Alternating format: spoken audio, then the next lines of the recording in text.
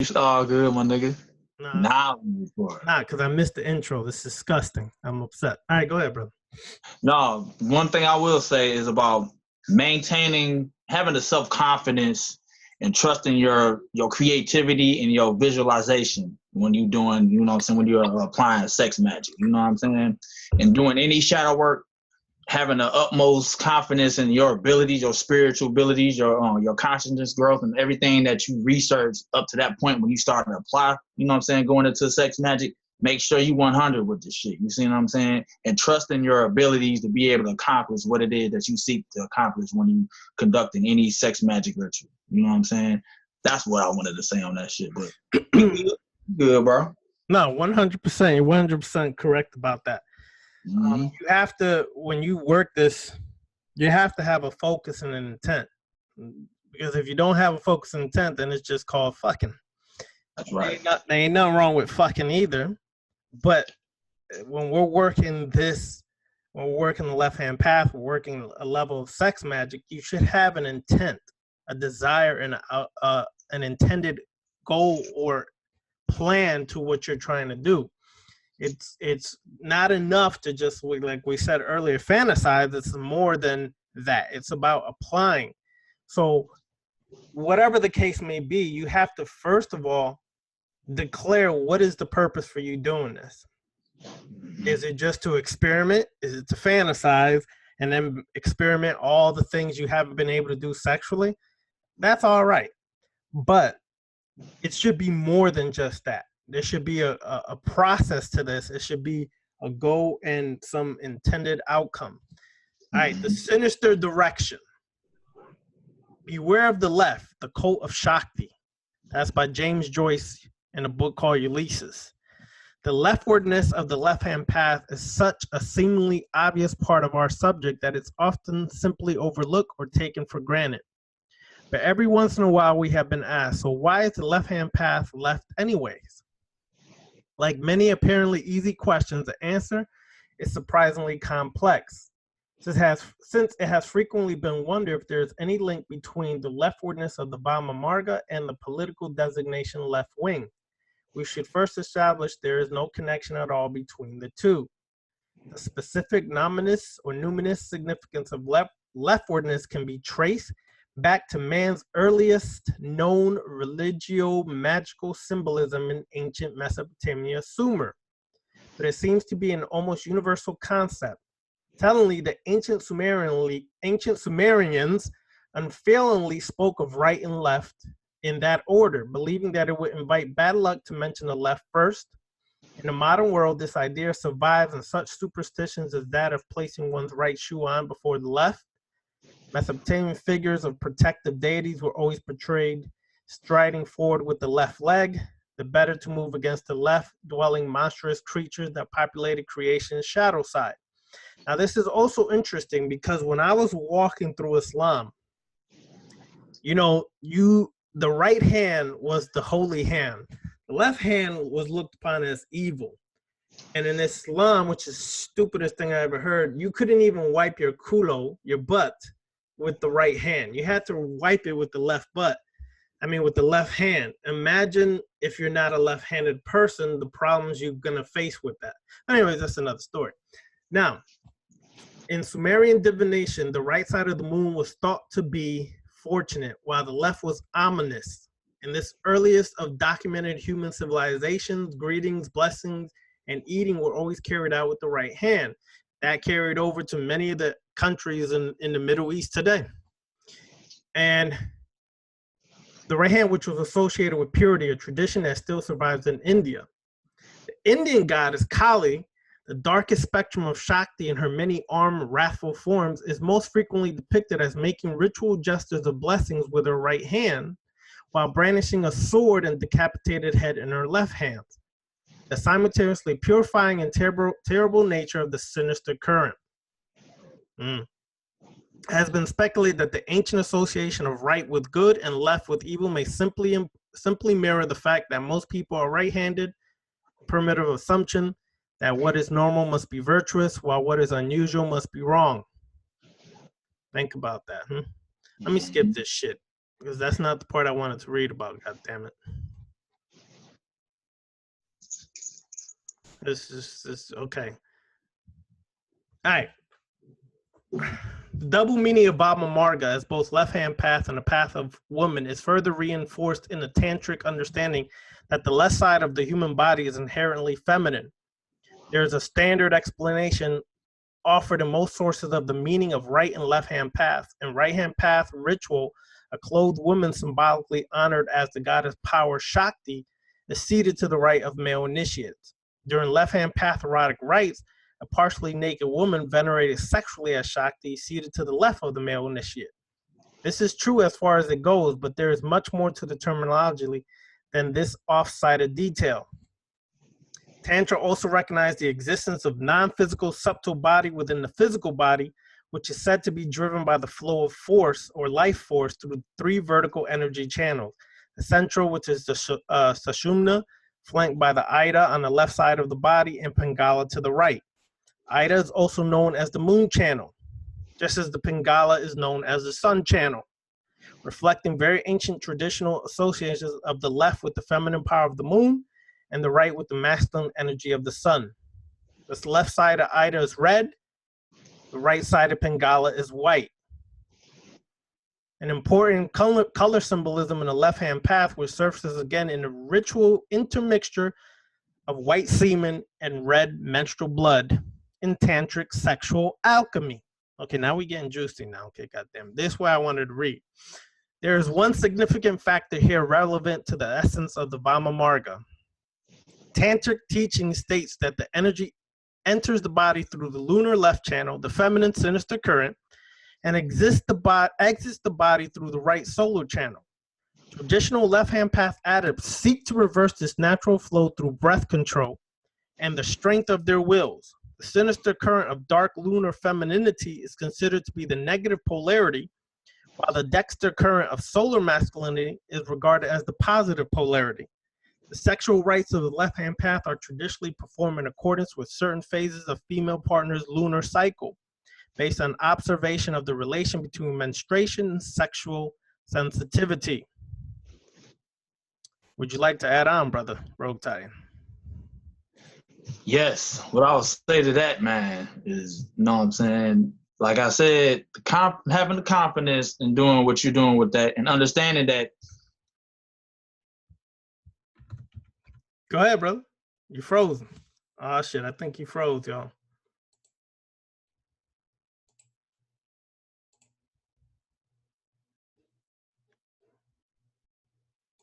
It's a very chaotic, just primordial, wild ass energy, and it's gonna take supreme focus and supreme confidence in being able to. Yeah, he's breaking up bad.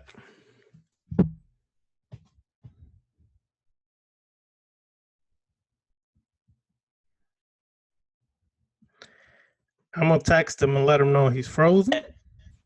To maintain that confidence in what you're doing and wielding this energy and taking it from a chaotic energy that it represents and putting it into order by, you know what I'm saying, you being a, you know what I'm saying, the masculine, the divine masculine or whatever, and apply that and aim it to whatever intention or desire that you want to bring forth is of utmost importance. And when you know what I'm saying, when you manifest it, it's just gonna be that much more powerful and that much more satisfying when you know what I'm saying, when you're doing the work and putting that shit in. Damn. Let me say this to you, brother. You've been frozen on and off. And you're breaking up really bad, brother. You've been frozen on and off and been breaking up really bad. So I gotta move. I gotta fucking move. Yeah, move, and we'll come back to you. All right.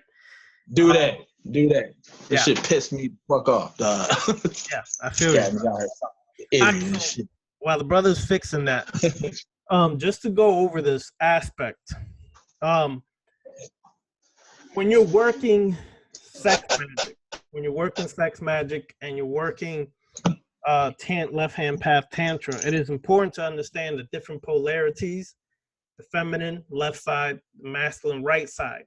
It's important to understand that because when you come together in actual active intercourse, what happens is the polarities start to shift in you, so that you as a feminine or as a demonic feminine female can actually experience the masculine energy in you And the man can actually experience in the act of intercourse the feminine, the dark divine feminine within him. This is then what is called the bringing the integration together between the two. Much commonly seen in depictions of pictures of Shiva and Shakti, one side of the body being Shiva, one side of the body being Shakti. That's actually a tantric alchemical process. Hold on, let me mute him a bit. Mute him, he gets straight. All right, so that's a common process that takes place when you're having intercourse in a sex magic. When you're doing sex magic, is you have to understand that the polarities are going to shift, and they're going to shift for a particular reason. Because in order to have true integration, the man must experience the feminine. Okay. And when he experiences the feminine demonic energy within himself, he's integrating. He's becoming an integrated being, much like the symbol of Baphomet or the symbol of Shakti and Shiva coming together. The female also has to experience that integration within her divine masculine self, bringing that part within her. So this is why when you are about to do sex magic, one of the most important things to do is breathe, right? Breathe deeply, doing pranayama, okay? You could do alternate nose breathing. A lot of this we're going to go over Thursday, but you could do alternate nose breathing, and as well as bandolocks. For people who are not aware, bandolocks is basically when you help raise the energy from the root chakra all the way to the crown. And there's 3 locks. The first lock, mine went blank on the name of the first lock. But when you do the first lock, there's a way to actually generate that power, all right, within the first lock. And it's a proper breathing exercise where you flex your abdomen, but what you're mostly flexing is what's called the perineum. The perineum. Now, I'm sure you're all aware, if you've done, Mula Bandha, that's it. When you've done anatomy classes, you should know your human anatomy by now. The perineum sits between the sexual organ and the anus hole, okay? It sits between there. Well, when you flex that, the Mula Bandha there, you start to spasm it, or basically you're flexing it or contracting it back and forth. It starts to channel the energy upward, okay? It starts to channel the energy upward, but it doesn't allow to come up too fast, okay?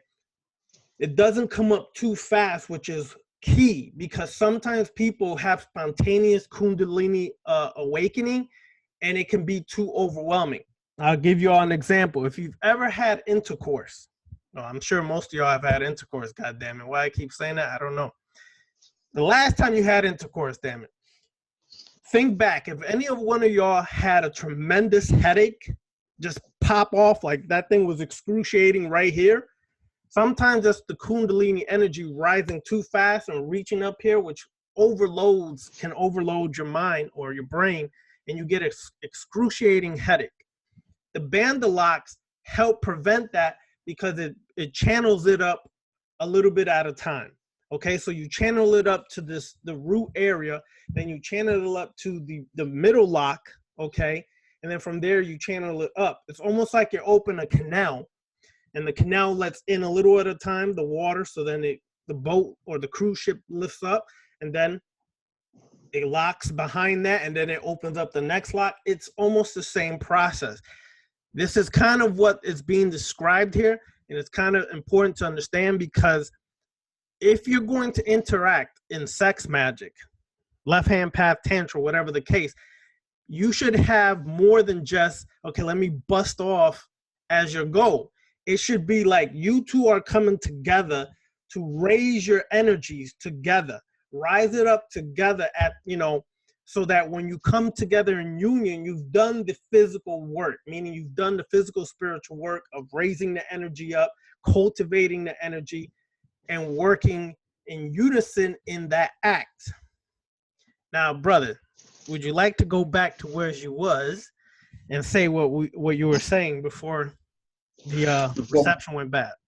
My shit froze up. No, like you saying, everything you saying is 100% correct, man. Like if you're gonna have an orgasm, if we're gonna, you know what I'm saying, ejaculate or whatever, that energy that's being dispersed into the, you know what I'm saying, your universe, you know what I mean? Have an intention behind it. Weaponize it. You see what I'm saying? Have a magical intention behind it and use that shit to, you know what I'm saying, bring forth whatever it is that you want to manifest, whatever it is that you desire. Have an aim. Have a, you know what I'm saying, use it for, you know what I'm saying, self-transformation. You know what I'm saying? Have a desire with this shit, because that potent ass energy, you know what I'm saying, when we're not mentally focused on it, it's just wasted energy. You know what I'm saying? It becomes useless. You know what I mean? But that energy, that sexual energy that you just dispersed, can be redirected and used by somebody else. You know what I'm saying? You sending out the most powerful ass energy in creation is a, you know what I'm saying, sexual orgasm between a man or a woman.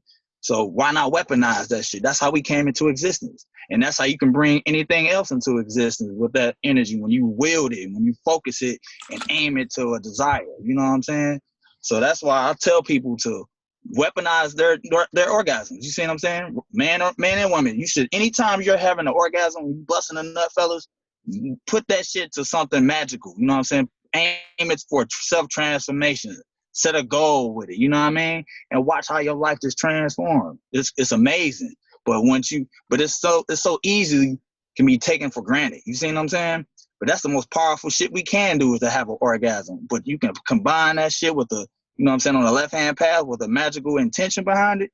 Man, it's bananas what you can manifest with that shit. So weaponize your orgasms, man. You know what I'm saying? Set an intention behind the shit and watch what happens. Indeed. Straight up. Now, what's interesting about the orgasm, according to research studies, this is really sad, right? According to research study, it said that over 80% of women have never had an orgasm. Can you believe that? Gee. They've had what is called coming or busting off, nutting, or whatever the hell they want to call it, right? Mm-hmm. But they've never truly had an orgasm. Now, brothers ain't doing the job or something. I don't know. I don't understand this. But the point is, that just shows you here in the West, we really don't understand sex. We don't understand the art of sex, much less the science of sex. So it's just become like a porno free-for-all. You know, we just imitating the pornos and just banging it off. Well, that's not really how you work this sex magic. That's not really how you should work it. But everybody has a little taste. You know, we're going to get over to that. We'll get to that towards the end, right? But let's just continue here, because we're going to get into juicier aspects now. The right-hand path initiate is content to preserve the harmony of nature. The initiate of the sinister current deliberately causes this river of energy to stream in the opposite direction. A godlike action that takes control of universal laws and bends them to his or her volition. The body is magically understood as the microcosm. By altering the normative course of somatic energies, the initiate can also exert a similarly profound influence on the macrocosm of the universe itself. Now, by reversing the flow of this subtle energy current from masculine right to feminine left, here's the trick. By reversing the flow of this subtle energy current from masculine right to feminine left, the male left-hand path initiate is also said to awaken the feminine divinity within him, which we alluded to earlier. A tantric left-hand path understanding of the left side of the body as feminine and the right as masculine was depicted by the ecstatic tantric poet Ramprasad Sen, where he states the inward river Ganges flows through right-hand regions as molten sun, inward river Jumna through left-hand regions as liquid moon. Although attempting to reconcile ancient metaphysics with modern science can lead one down a slippery slope, it is interesting to compare what we currently know of left brain and right brain functions with the tantric map of the body.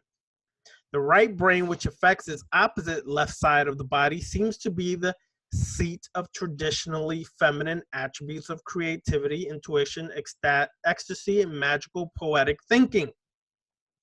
The lunar characteristics most associated with left-hand path consciousness and the energy of Shakti. The left brain controlling the right side of the body is apparently the location of reason, logic, and analysis, the functions of solar masculine consciousness. Now, what's interesting is you have to ask yourself a question. If the feminine starts in the left, how does it end in the right? This is why it's called the coil serpent, and the serpents intertwine with each other till they reverse polarities in the brain or the mind. So thus, the female starts in the left and ends in the right, which is why she has more of the creative, the artistic, you understand? The man has more of the analytical, but he starts at the right. They switch polarities going up to the brain. This is why it's kind of, for some people, sometimes they have difficulty understanding, but I thought you said that the feminine was in the left. How did it end up in the right? Look at the diagram of how the Kundalini intertwines and changes. You'll understand it better. All right? It is not irrelevant that left-hand path sexual rites are most commonly performed at night by the light of the feminine sinister moon.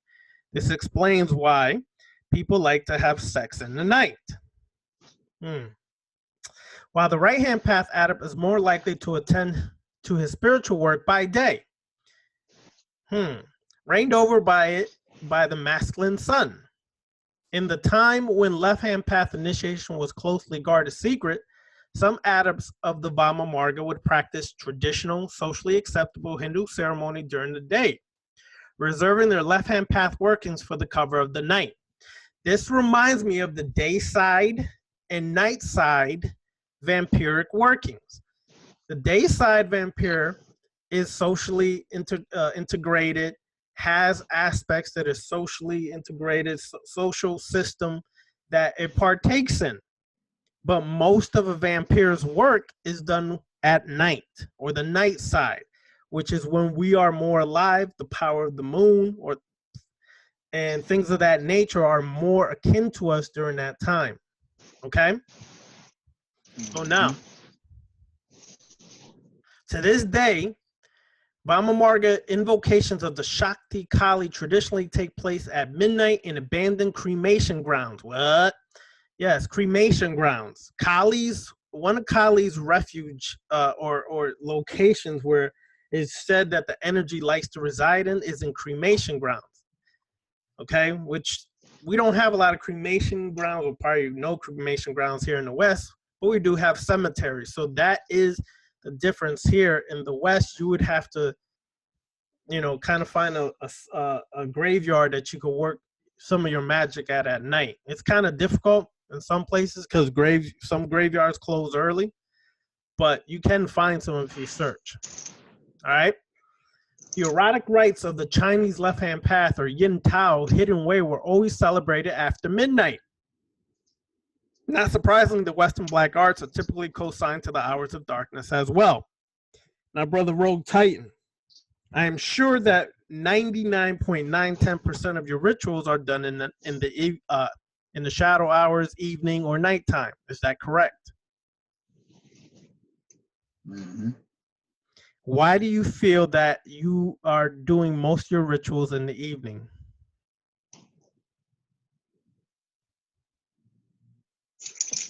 Bro, you just asked me that. My shit breaking up. Your shit is breaking up again? Oh, damn, bro. No, can you hear me clear? This shit fucking crazy. It's like a storm going on up here. Can you hear me clear? Yeah, I can hear you clearly. I can hear you. All right, ask that shit. Drop that shit one more time. I hear you good now. I was saying that for yourself. Do you find yourself working most of your rituals at night? And if so, why? Could you hear me? Most definitely at night.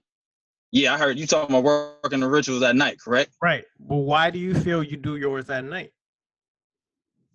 Because for me, to create the neuromelanin, the darkness stimulates my creativity, and I allow all those energies to pour forth and pour through me when I go at any ritual work that I'm doing. You know what I'm saying? I'm just getting an influx of creativity and I gotta put the pen to the pad. I gotta do some ritual to, you know what I'm saying, bring something forth. You know what I mean? It's a potent chaotic energy, that I gotta channel through me, and I gotta apply that to any rituals that I'm doing. And it's easier because at nighttime, everything is stimulated, everything is open as far as anything on the left-hand path current.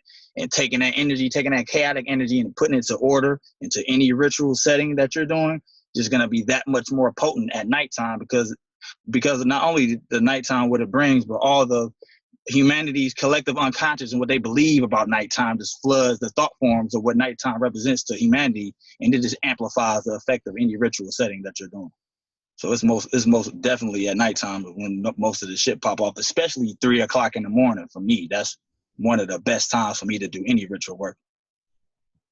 True.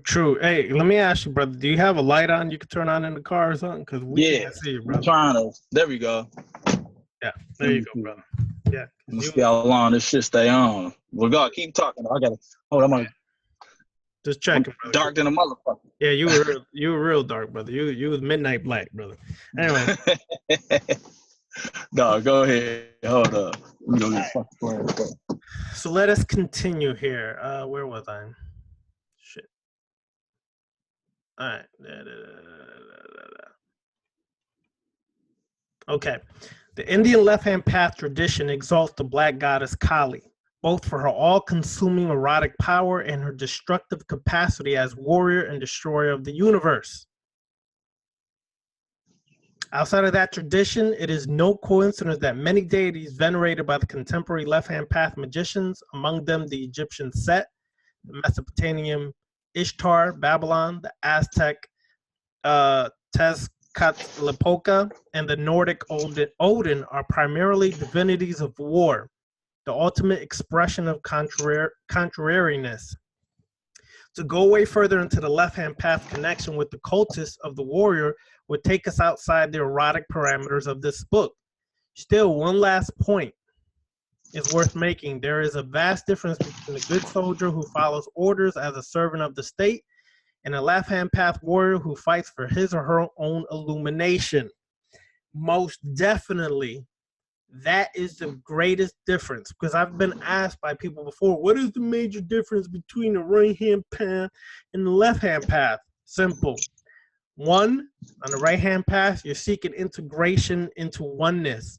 On the left-hand path, we're seeking deification of my oneness, meaning my self-divine energy, my own individuated consciousness, and my assertiveness to be independent and free from the herd or sheep mentality.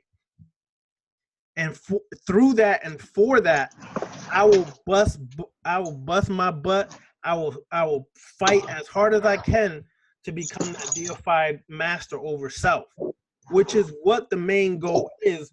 Instead of following orders, following rules, being a servant, a good little servant to society, you become a warrior for your self-mastery, for your godhood, for you to become the one power, the one sovereign ruler over self.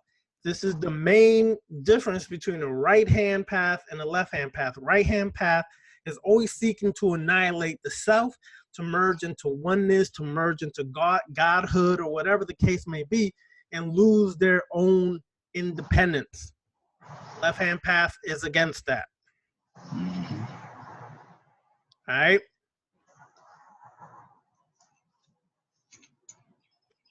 All right, coming and going, sex within death. One rejected and wanted substance that plays a part in traditional Eastern left-hand path practice is the dead body, which is accorded a special status in Indian culture. Just as much as the left-hand path is concerned with the human body at its most vital and creative during peaks of erotic ecstasy, it also teaches an intimate knowledge of the body at its lowest ebb, in the decay of death. The antipodal contrasts of sex and death are just one of the many juxtaposed positions of opposites that constitute the Tantric web, along with its most obvious antithesis, the sexual energies of woman and man. In India, the task of disposing of the dead is given only to the very lowest caste. For all the caste, even touching the dead, especially corpses, of a caste lower than oneself is considered spiritual defilement of the first order. Those undesirables are given the dirty work of handling human remains, are also expected to dispose of the excrement of the caste above them. Therefore, the left-hand path adept, the gleeful transgressor of all accepted boundaries, often makes the unclean burning grounds the place in which magical rituals and meditation are accomplished. It is not uncommon for left-hand path initiates to perform their spiritual work within enclosures constructed for human skulls. All right, so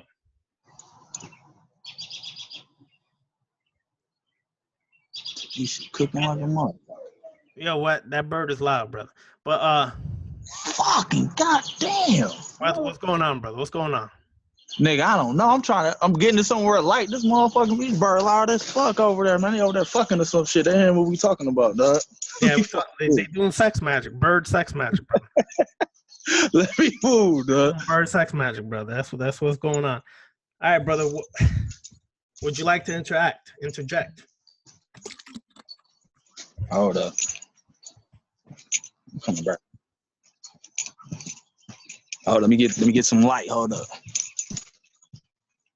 You hear me good? We good? Yeah, brother, I can hear you. But you're frozen though. Yeah, your shit is just fucked today, bro.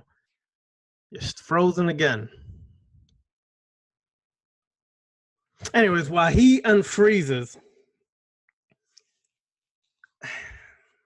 the point of it all is that when you work this left-hand path, when you work sex magic on the left-hand path, the point of it is to empower yourself to become the deified self. But you're utilizing a partner to raise your vibrations, to raise your energy to greater heights, so that you are able to encompass that sinister current within you. All right, you're good right there, bro.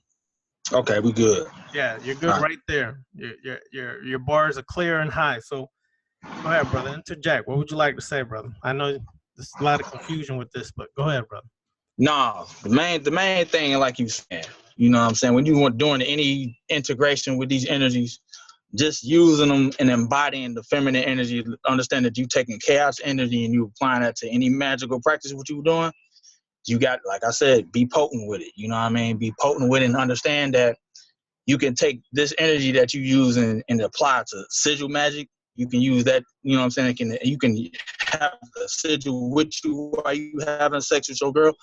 Or both of y'all understanding that y'all both might want to be gazing at the sigil at the same time, and you taking that intention and when you're climaxing at the same time, you know what I mean? And you're bringing forth that manifestation that you want to bring forth into the world, you know what I mean? And it's gonna be a powerful, potent energy once you do that, you know what I mean? But a lot of us on the left-hand path don't have partners who into this type of shit, so you gotta be creative on your own on how you apply that shit, you know what I'm saying? How you're gonna utilize it. But once you utilize it, having that focus when you're with your girl, when you're with your dude, and you having that in mind that you're gonna have it's gonna be a magical intent behind the sexual interaction that you two have. It's gonna be powerful. It's gonna be potent. But understanding, maintaining that level of awareness of what you're doing, maintaining that level of focus of what you want to bring forth into the world is of utmost importance. You know what I'm saying? Understanding that it's not taboo to have these different thoughts, these different wild ass sexual thoughts when we're doing these different things, but it's about understanding that you have a purpose behind it, understanding that you have an intention behind it, and it's divine because, you know what I'm saying, you're the God or goddess of your reality. And when you take that and you aim it into bringing forth something that you want to bring forth, there's nothing but good things that can happen from that. You see what I'm saying? But it's awesome to have a sexual partner who understands these different things. But at the same time, when we don't necessarily have that, you know what I'm saying, have that outlet or have that individual who's into this type of shit, the onus is going to be on you, the magician, of being able to generate that intensity behind that sexual act that much more potent, that much more powerful by using your creativity, by using your imagination, and just, you know what I'm saying, combining that shit, whatever deity or whatever deific mask you might want to put on to amplify that energy is going to be what you're going to have to do. You know what I mean? But I get more satisfaction by using my creativity when I'm applying these different type of things, because it's that much more powerful when the manifestation comes into fruition for me, and it's satisfying. But it's all about self-transformation.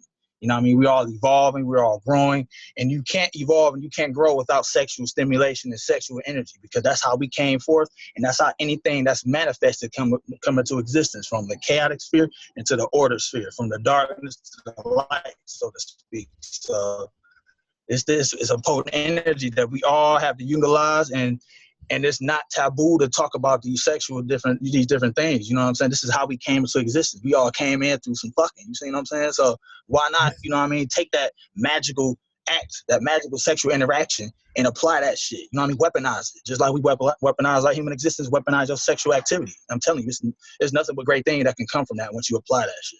Straight up.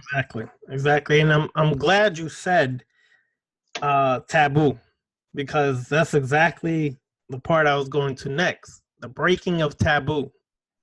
Closely related to the left-hand path, viparit karani is the more general violation of taboo, derived from the Polynesian word tapu, meaning prohibited or marked within a sacred ritual setting, one of the central techniques informing all left-hand path initiation.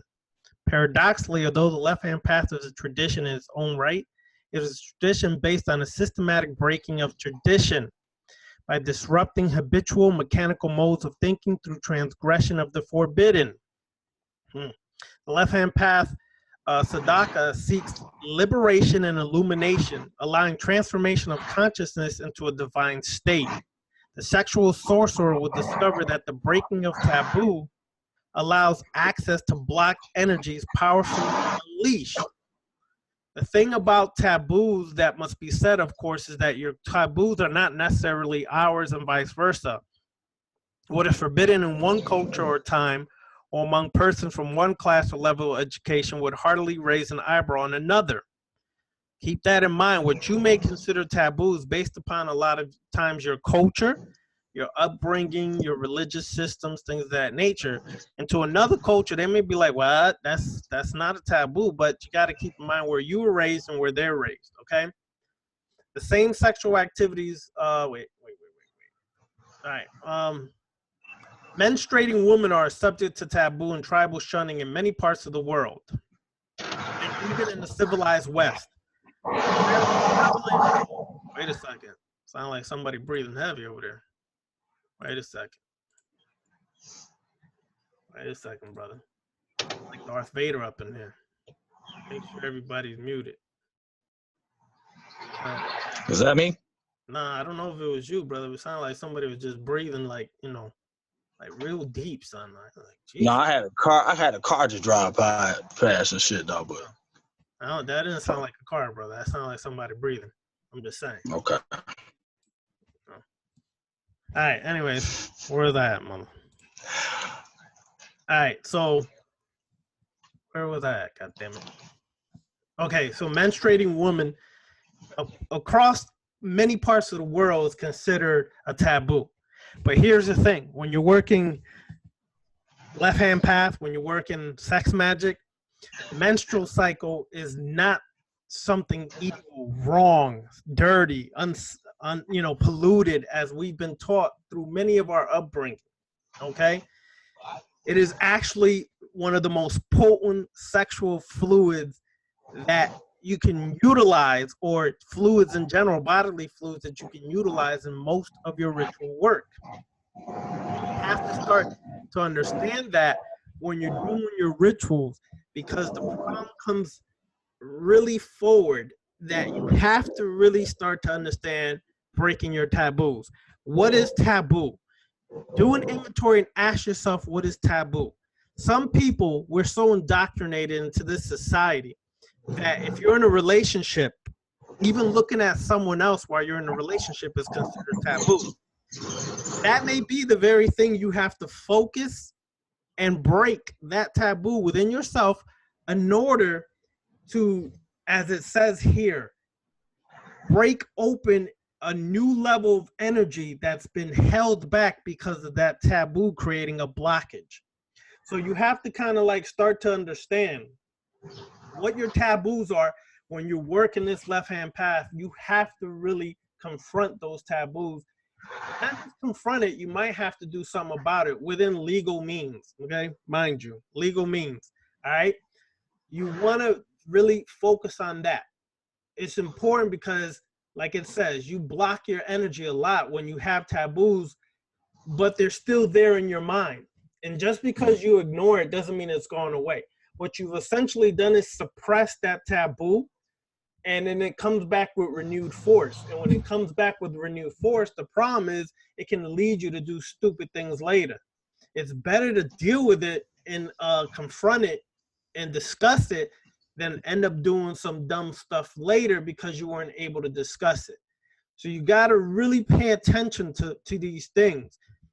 You got to, if you're afraid of touching your own sexual fluids, shame on you. Okay? It's shame on you, because one thing you can do is when you're having sex magic with your partner, is afterwards you can take the fluid and use it to magnetize and energize whatever object you want to. If it's a ritual object, you can energize it and magnetize it through the sexual fluids.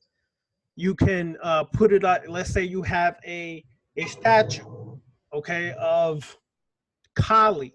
You can actually take this sexual fluid and rub it on Kali, which will magnetize and energize, creating a stronger vortex for the statue of Kali to bring in the energy of Kali, okay? So that's important to understand when you go forward, is that you can't be afraid of your own sexual fluids in sex magic, because it is very potent and one of the strongest fluids that you could utilize for any ritual. So you're gonna have to kind of get used to touching your own stuff or your partner's stuff, okay? Another thing, on the left-hand path, break the taboos of sexual limitations. What I mean by that is sexual preference limitations, all right? The left-hand path does not divide because you're homosexual, you're lesbian, you're bisexual, transgender. Those are all definitions created to kind of divide and separate people, when in actuality, sexual preferences, sexuality is a kind of a fluid thing, okay? So you got to keep these things in mind. If you have problems with that, you're going to have to really deal with that issue within yourself, because there is no limitations in this path other than the ones we bring into it from our conditioning and our programming from society. To many people, that's a taboo. It shouldn't be a taboo, but it becomes a taboo, okay? So if that thing offends you and it bothers you, then you might need to check yourself, all right? Because those things should not offend you in any which way if you really are breaking your own taboos, your own restrictions, your own boundaries, and your own limitations. The purpose of the left-hand path is to bust wide open all the boundaries, limitations, and borders you've placed in your life, self-created or imposed upon you by other people.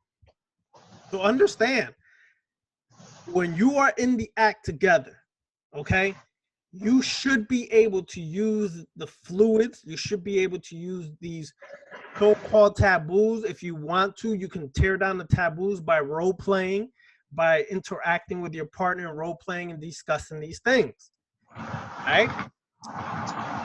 Brother, Rogue Titan. Yes, sir. Right on, brother.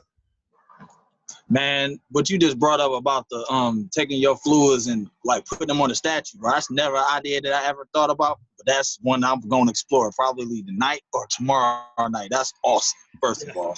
But secondly, though, when it comes to limitations and blasting through any limiting forms of sexual, you know what I'm saying, depravity or whatever, you know what I'm saying, we doing, one of the main focuses I think about when I want to, you know what I'm saying, to eradicate any limitations is the shit that you got right behind you, man. The Sith code, like being like invoking Darth Vader.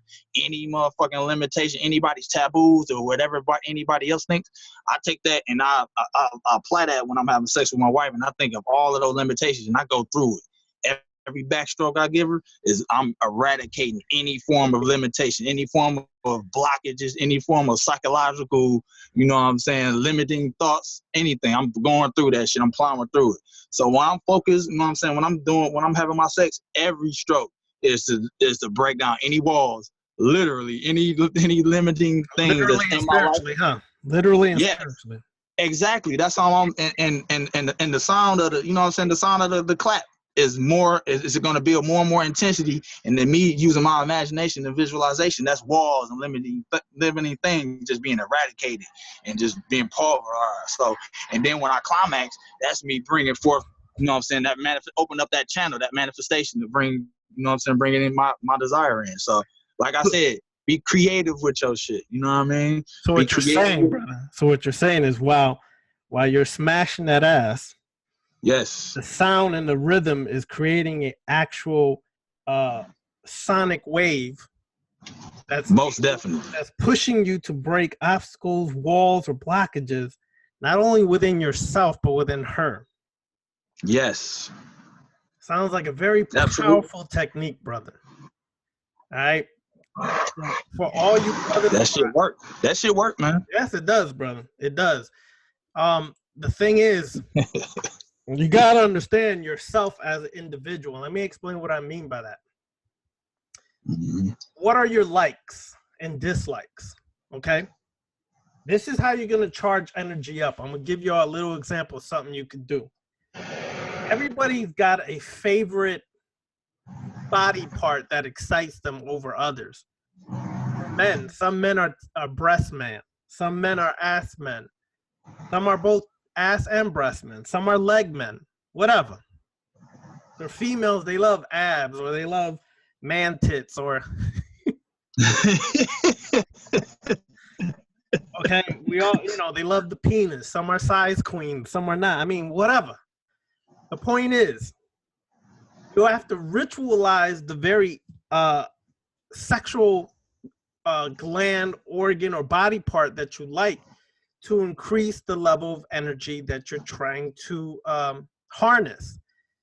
If you notice, this is an exercise some of y'all could do. If you notice, if you really meditate on the sexual organ or body part you like, you will notice the difference in energy before and after the visualization.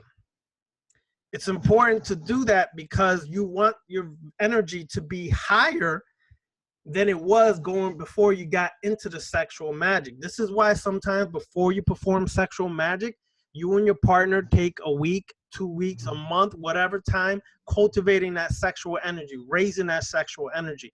One thing you want to do, and always remember this, is you want to take yourself to the edge. Now, I say this quite often, but I hope people catch it. Taking yourself to the edge is this. It's taking yourself to the point of orgasm, meaning you're self-stimulating. You're stimulating yourself through masturbation. If you don't like to masturbate, well, you're going to have to work some way, somehow, you're going to have to incorporate this some way, somehow, and get used to it. You take yourself to the edge, but you don't orgasm, or you don't come, or you don't ejaculate. You take yourself to the edge and you stop. Let the energy subside a little bit, then take it back up again. You do this back and forth, back and forth, back and forth. What happens is that when it gets so strong, that energy is going to be so strong that you're going to be able to literally send it out, and it's going to topple over anything that's been blocking you, anybody who's been trying to block you, or et cetera, et cetera, et cetera. This is a technique you should practice before you get with your partner, because your partner is only going to take it to another level. Okay? Keep that in mind. Now, let me go over this. The 5 secret things. Keep this in mind. The 5 secret things for those that practice the ecstatic rites of the left-hand path. Indian left-hand path celebrates many sacred rites of taboo violation, severity of which differ from sect to sect and region to region. The best known is probably Pancha Chamakara, or the 5 things, also known as Pancha Tatava, the 5 tattvas. One strictly guarded from non-initiates. The act of erotic theurgy, sometimes called the secret rite, has long been ceased to be secret. Pancha Makara is also commonly known as the rite of the 5 M's. that is involves the ritual consumption of 5 elements taboo to ordinary Hindus. The names of these elements all begin with the letter M. Although the secret rite may now seem rather tame to the modern Western reader, hardly deserving of its once secret status, it was extraordinarily transgressive for its practitioners. Living as they did in a society surrounded on every side by the most scrupulously observed taboos, like in America. America will tell you sex is sacred, is pure, yet they're slamming you in the face with pornography left and right. Imagine the contradiction in that. Anyways, all right. So, where is it? And an in-depth analysis of the many layers of the meaning hidden in this notorious but often superficially explained ritual will allow the magician to access something of complexity of the left-hand path's most well-known sacred act. There is a veiled mantric symbolism in the sound of M, and the number 5 involved with the names of these forbidden elements. The first 4 of which are Matsya, which is fish, Mamsha, which is meat, Madhya, which is wine, Mudra, which is parched cereal, alternately beans. The 5th element is Mithuna, ritual coitus. Oops, hold on. I jumped again, goddammit. These edible elements represent water, earth, air, fire, united by the omnipresent ether, which is symbolized in the sexual act. Thus, the forces that compose the universe are taken into the celebrants' bodies, a practice Western magicians will see as comparable to the summoning of the 4 elements traditional to Hermetic ceremonies. Tantrics of various sects have accorded other esoteric symbology to the 5 elements above and beyond. Their literal meaning and obvious taboo status. The eating of matsya or fish prohibited to vegetarian Hindus has been thought to represent the feminine principle essential to the left-hand path.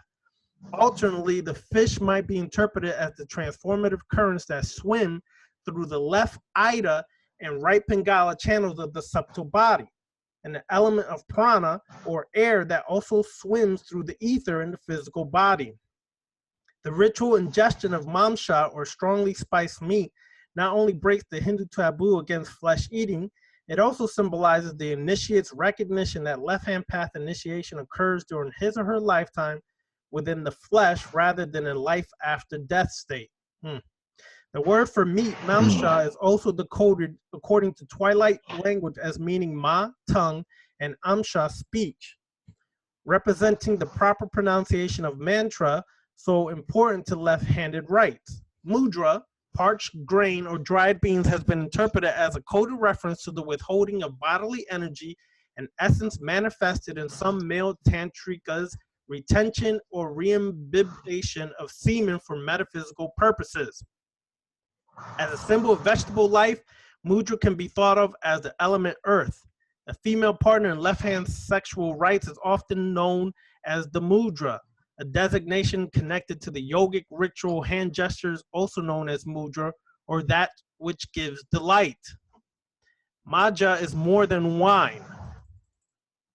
It is the liquid symbol of altered consciousness in the spiritual intoxication of the visionary, a divine drunkenness. An elemental symbol, wine is related to fire. The drinking of wine in Pancha Chamakara, a ritual celebrates the application of joy to initiatory ends, speaking of the sober-minded or orthodoxy of the established priestly classes of Brahmins. John Woodruff, the pioneering Western scholar of Tantra, mentions in his Shakti and Shakta that the Tantric texts state that the difference separating the left hand and the right hand paths can best be compared to the contrast between wine and milk. Significantly, wine and intoxication are considered to be of a feminine nature. Lord, and many Hindu goddesses are understood to be incarnated in the material world as the elemental spirits of intoxicating. Yes, they are. Maya substances, drunkenness, universally prohibited by ecstatic pleasure-denying creeds around the world, can be found as a symbol for many other divine beings, representative of the left-hand path, values of disorder, creative chaos, and eros. For instance, in a relatively puritanical ancient Egyptian society, the sexually insurgent storm and war god Set and his priests were strongly associated with drunkenness. An especially powerful desert wine was known as the gift of Set. set striking similarity with Shiva and his fearsome atavistic guise. As the previously described Rudra, the howler is not without relevance. Mm. Mm. In the latter middle, go ahead, brother. Go ahead. You there? You froze? Yeah, I'm here.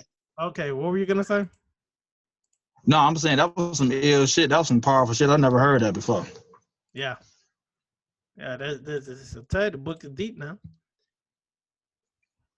And later, the Middle East, Sufi heretics within Islam of a left-hand path continued this tradition, composing poetry, comparing their visions to the tempestuous intoxication stirred by women. However, it must be remembered that However, it must be remembered that this ritual drunkenness, like all of the sensory pleasures of the left-hand path, is entered into only when the adept has already trained his or her mind to transcend normal waking consciousness. In the middle, milder left-hand path divisions, only a token amount of alcohol is consumed during the rite, merely enough to break the taboo and symbolize the esoteric principle inherent in the wine. So, that's another thing that is good to do for some. One of the, even here in the Western world, when they perform sex magic, before you perform sex magic, drinking of the wine is symbolically also, drinking of the wine is encouraged, and it symbolically represents everything we just revealed here through this book. It is a means of altering your state of consciousness and also breaking taboos. So keep these things in mind as you go forward, because you got to understand the importance of why we're going over. The power of sex magic on the left-hand path, first and foremost, begins with the ability to break free from your conditioning, to break free from your programming, and break free from your own boundaries and borders and limitations. Second is to raise your energies, combined with a partner or with the self, to increase your power, increase your abilities, increase your consciousness, to become more of a deified or individuated consciousness. All right. This is important as you go forth, because without understanding that, okay, I'm just doing sex magic, you may lose the point. The point is to empower yourself. And the point is, to do that, you're going to have to face a lot of shit that you've been holding back. A lot of shit you've been looking at as wrong, or it's not right to do this or that. You're going to have to face that. And you're going to have to do something about it if you're going to practice sex magic. Okay? Now, anything you want to add on, brother? No, that's right on the money. And that's funny that you mentioned the wine, because I know I'm not a real big drinker, but I know that, you know what I'm saying, a lot of times I might sip on some Merlot or some shit, you know what I mean? But I never had a magical intention in drinking the wine, but during a sex act, I had a magical intention. And now I'm looking back, it was amplified. It was that much more surreal for me to be in that altered state of mind when I drink, because it don't take much for me to be tipsy or whatever. But you know what I'm saying, when I remember when I had my orgasm off of, you know what I'm saying, off of being tipsy off of the wine, my manifestations were more refined. They were more structured. They had much more of a order. I find that interesting that you bring that up about drinking the wine. I feel that I might have to explore that some even more, even though I'm not a big drinker. So, but that's it. I never heard of that concept before. Yeah, that's new. I mean, all right. So let's go into this part right here, okay? And then we'll start taking questions. This is going to be probably a 2 or 3 part series, because you cannot discuss sex magic in one night. Not even close. Not even close. All right. Oh. Sexual vampirism. All right, anyways. As a digestion, worth mentioning in passing that the Chinese Taoist variant of the left-hand path rite, initially limited to the Chinese emperor and his court, in Taoist sexual alchemy, attaining immortality is in fact the sole purpose of the sexual exchange. Now, I'm not sure if anybody here has studied Taoist philosophy and Taoist teachings, but the teachings of the jade dragon and the teachings of the white lion. Oh no, white tigress. Is it white? Yeah, white tigress. Get it. If you haven't, get it. It's gonna be a little unusual what you read there, and I'll go over that after this section. But let's continue here real quick. In Taoist sexual alchemy, attaining immortality is in fact the sole purpose of the sexual exchange. Emperor would endeavor to perform sex without undergoing yang diminishing ejaculation with as many of his harem as possible in one evening, willfully absorbing the young female's yin energy from their vaginas. Although the male was forbidden from ejaculating, the operation was only considered successful if the female was brought to many powerful orgasms in one session.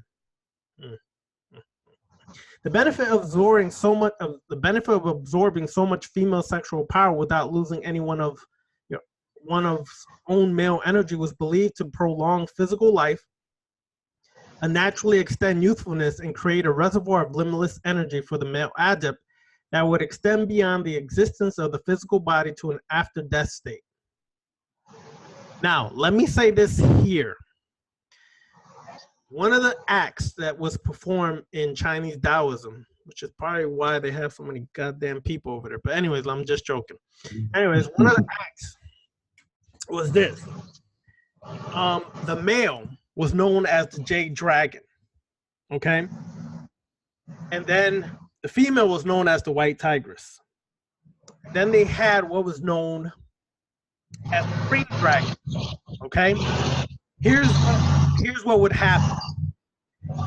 Jade Dragon would have a secret compartment, okay, where he would watch the White Tigress with the Green Dragon. Usually the Green Dragon was younger than himself, and he would watch as the White Tigress would have intercourse with this individual over and over and over.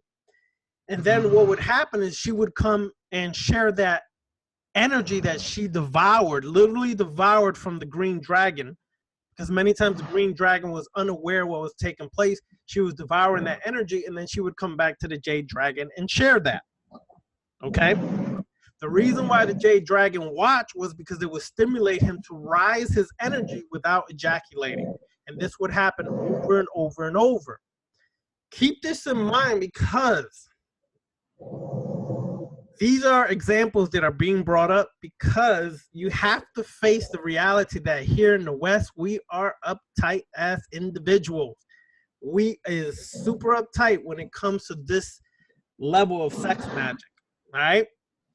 In contrast to the Indian and Tibetan forms of the left-hand path, in which the female consort is at least theoretically revered as a living goddess, in Chinese Yin Tao, she was basically the vampire. She was able to absorb and devour energy and then share it.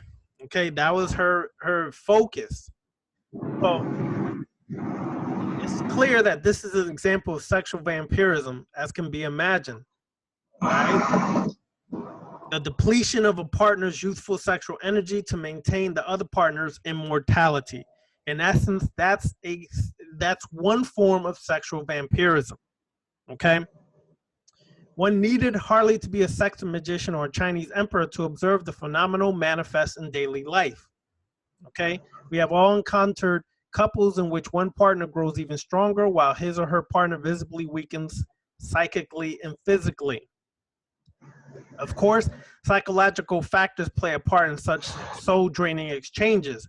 But once sex is experienced as the magical energy conduit that it is, the sex vampire root of such interactions becomes apparent.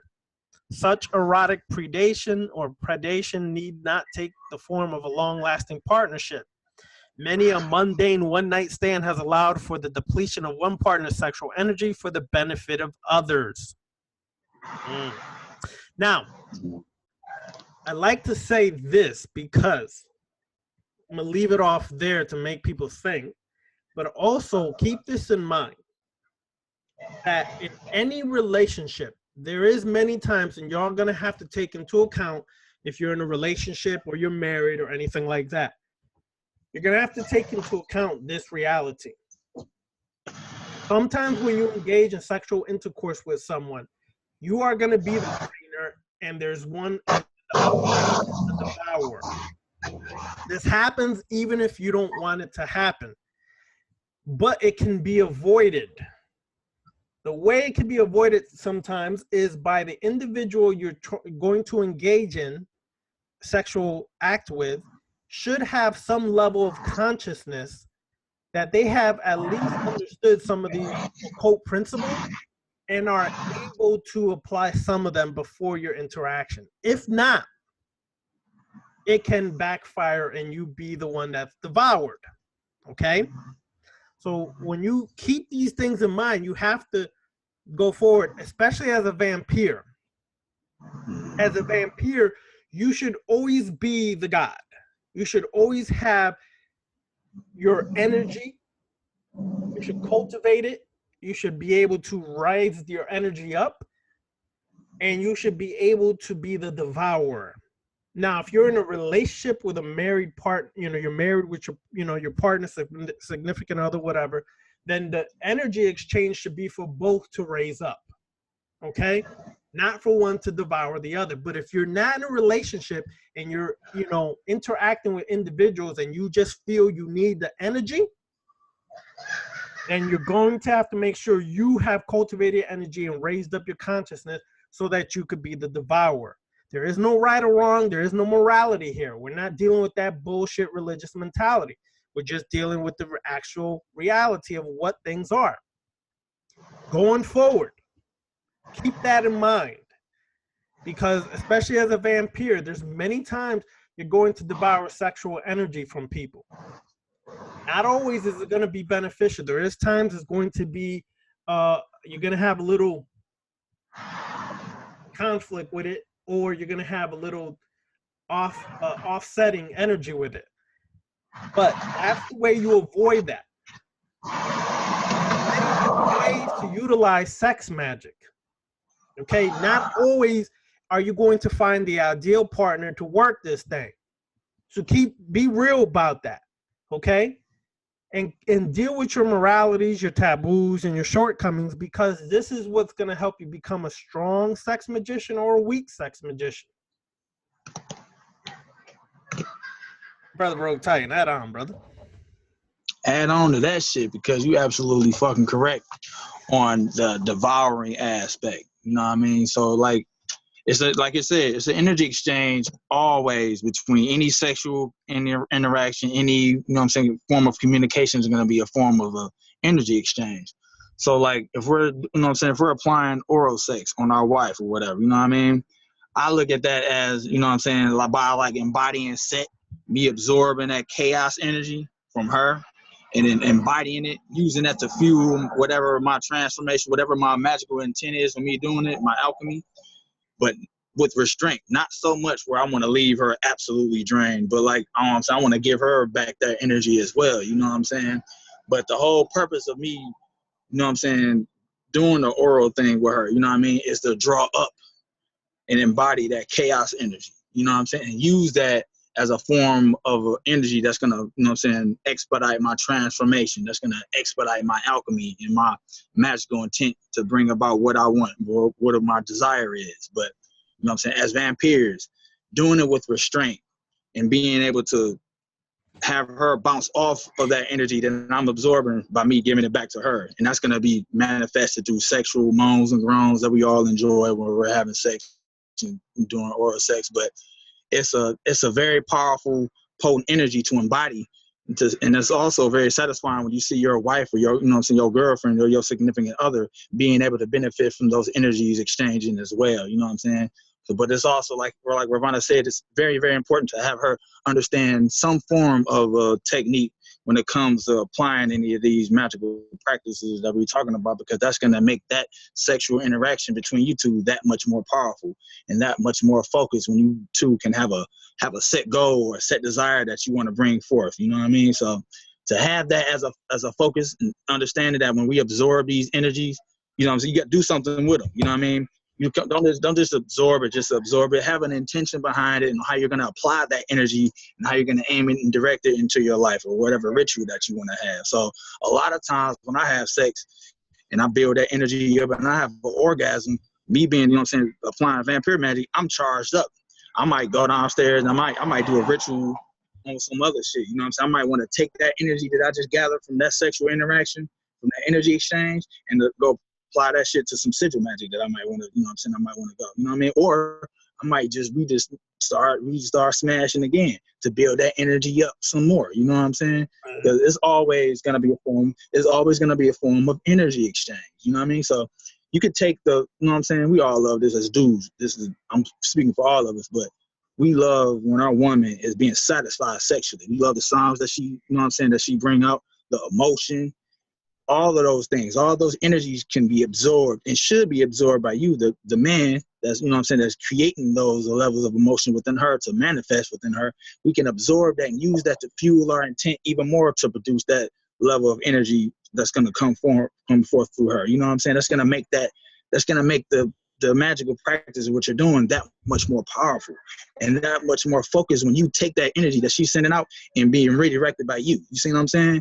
And it's a powerful thing. It's a very, very powerful thing. And it's something that we all do naturally. We all have sex with our girls, with our dudes. But when we take that and have a magical, you know what I'm saying, apply that to something magical on the left-hand path and take that and aim it to something that you want to bring into the world or manifest, it's powerful. And it's something that we have to weaponize. It's something that we're going to have to, we can't take this for granted. You know what I mean?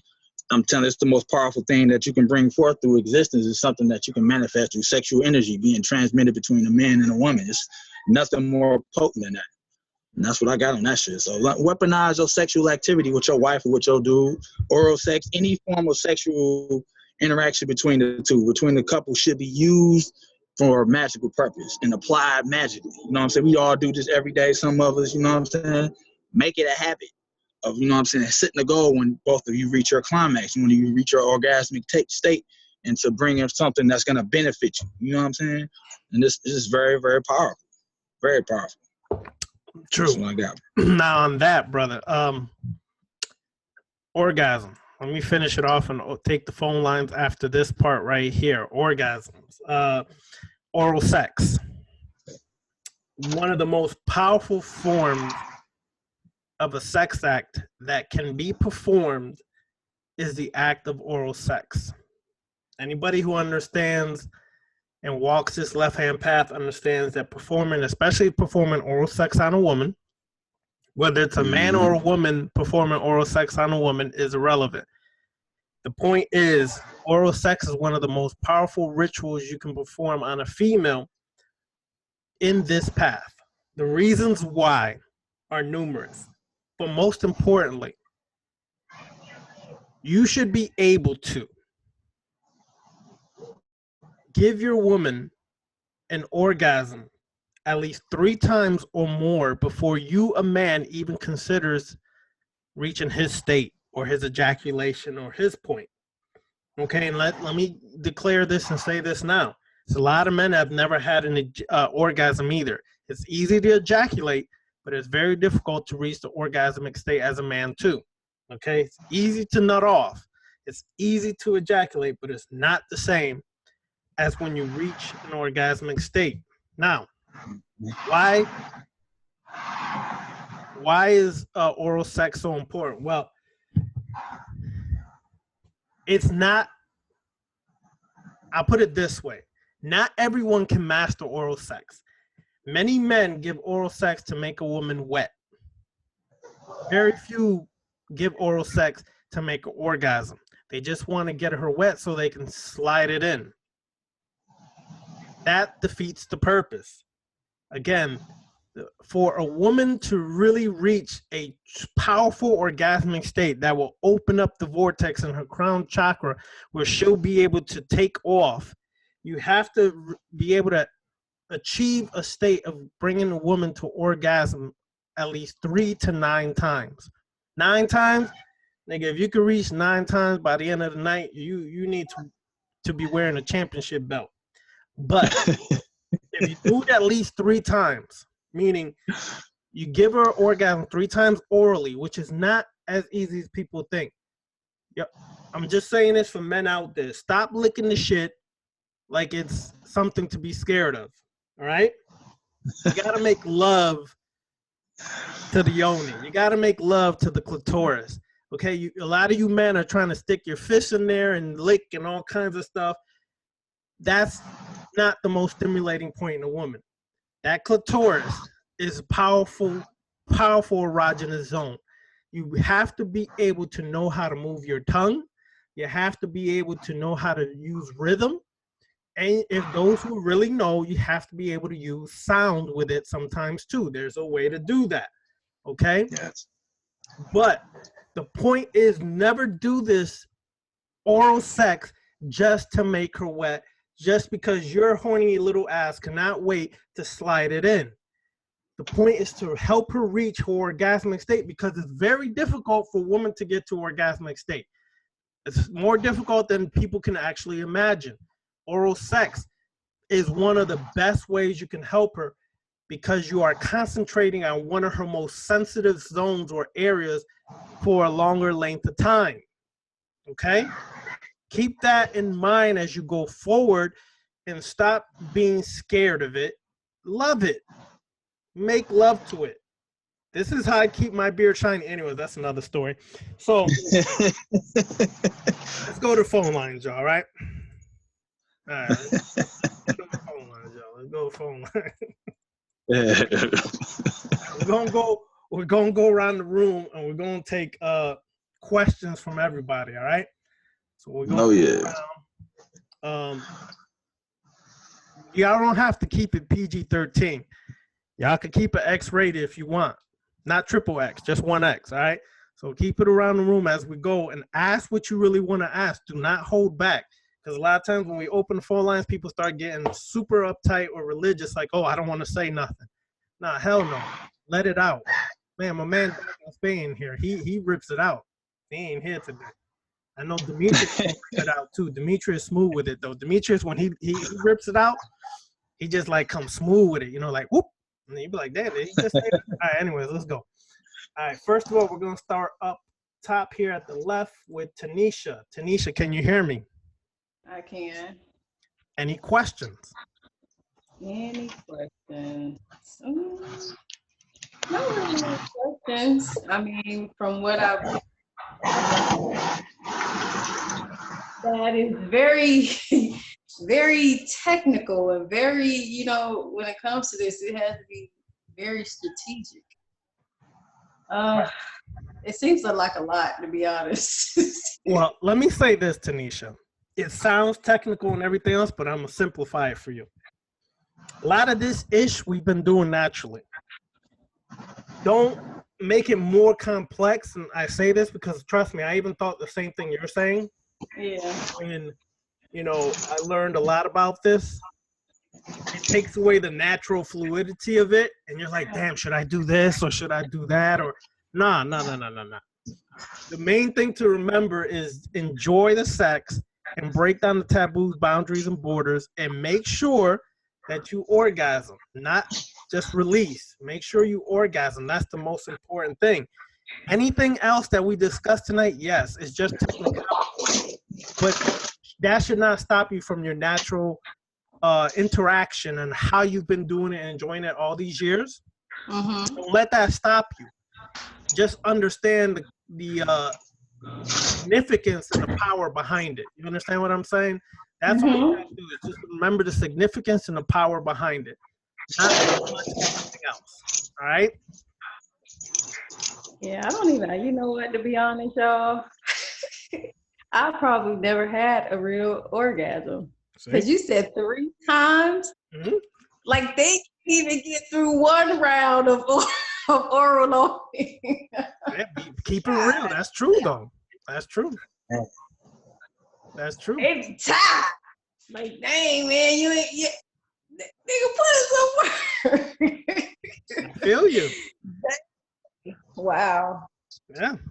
So that, okay, being that you said that, you just basically answered what was stated, and you basically verified that most men are selfish ass Negroes. That's what you verified, where they're not taking the time to satisfy the female. Is it any wonder why so many females are enjoying other females now? Not to me. I ain't surprised about that ish, because women understand women more than a man trying to be some alien object, trying to please something that he cannot take his time, be patient, and connect with her on that level. He's just trying to go for his. Shame on him. But yeah. Okay, one thing that I do want to ask, with that information you sent, I know it's the Luciferian, but I don't know which one, but it says stimulate yourself every day before you leave. What do you mean by that? Before you leave the house every day. Okay. That is what you're talking about?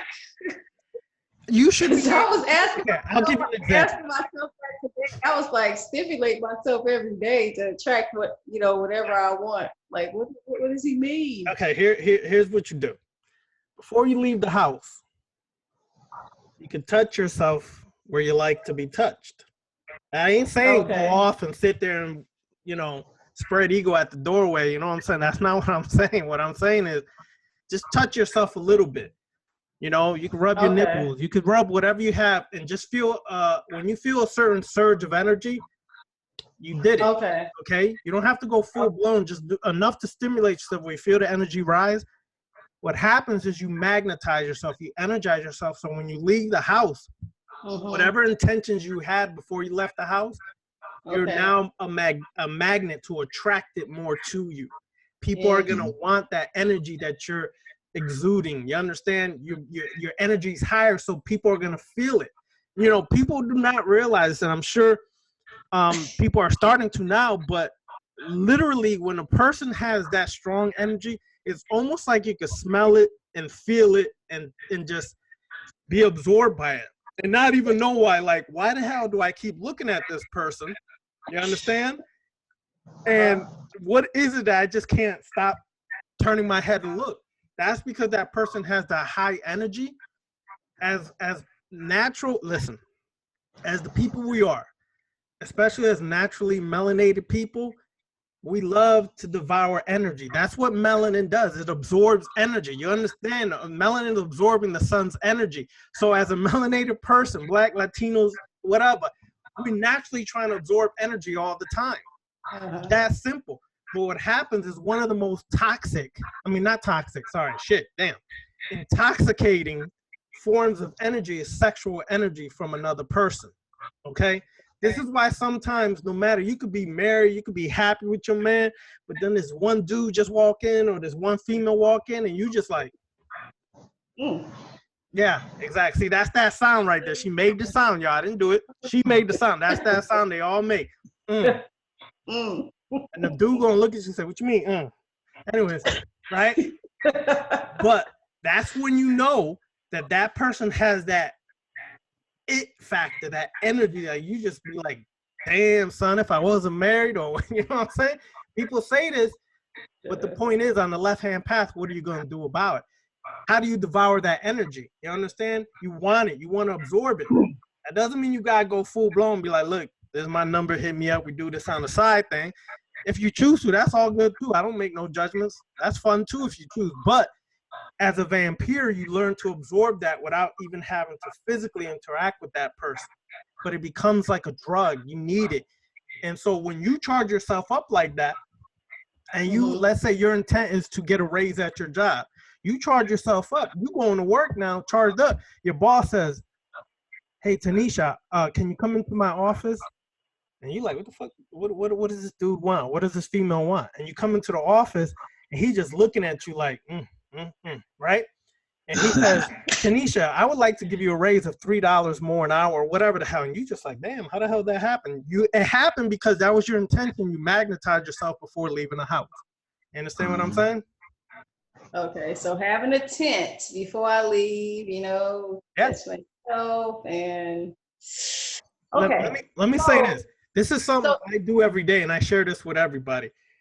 Before your feet hit the ground, you should have already created your day.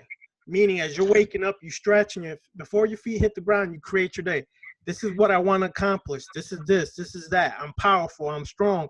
My will is going to be realized. Whatever it is, you make your intention, and you make your affirmation. I have an affirmation I say every day.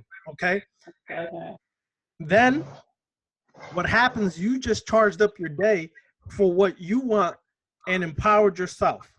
The rest of the day, you're going to carry that with you, and you're going to attract things that are going to come into your path that are necessary for what you're trying to accomplish. Like, for example, you're trying to, let's say you want to create a business, okay?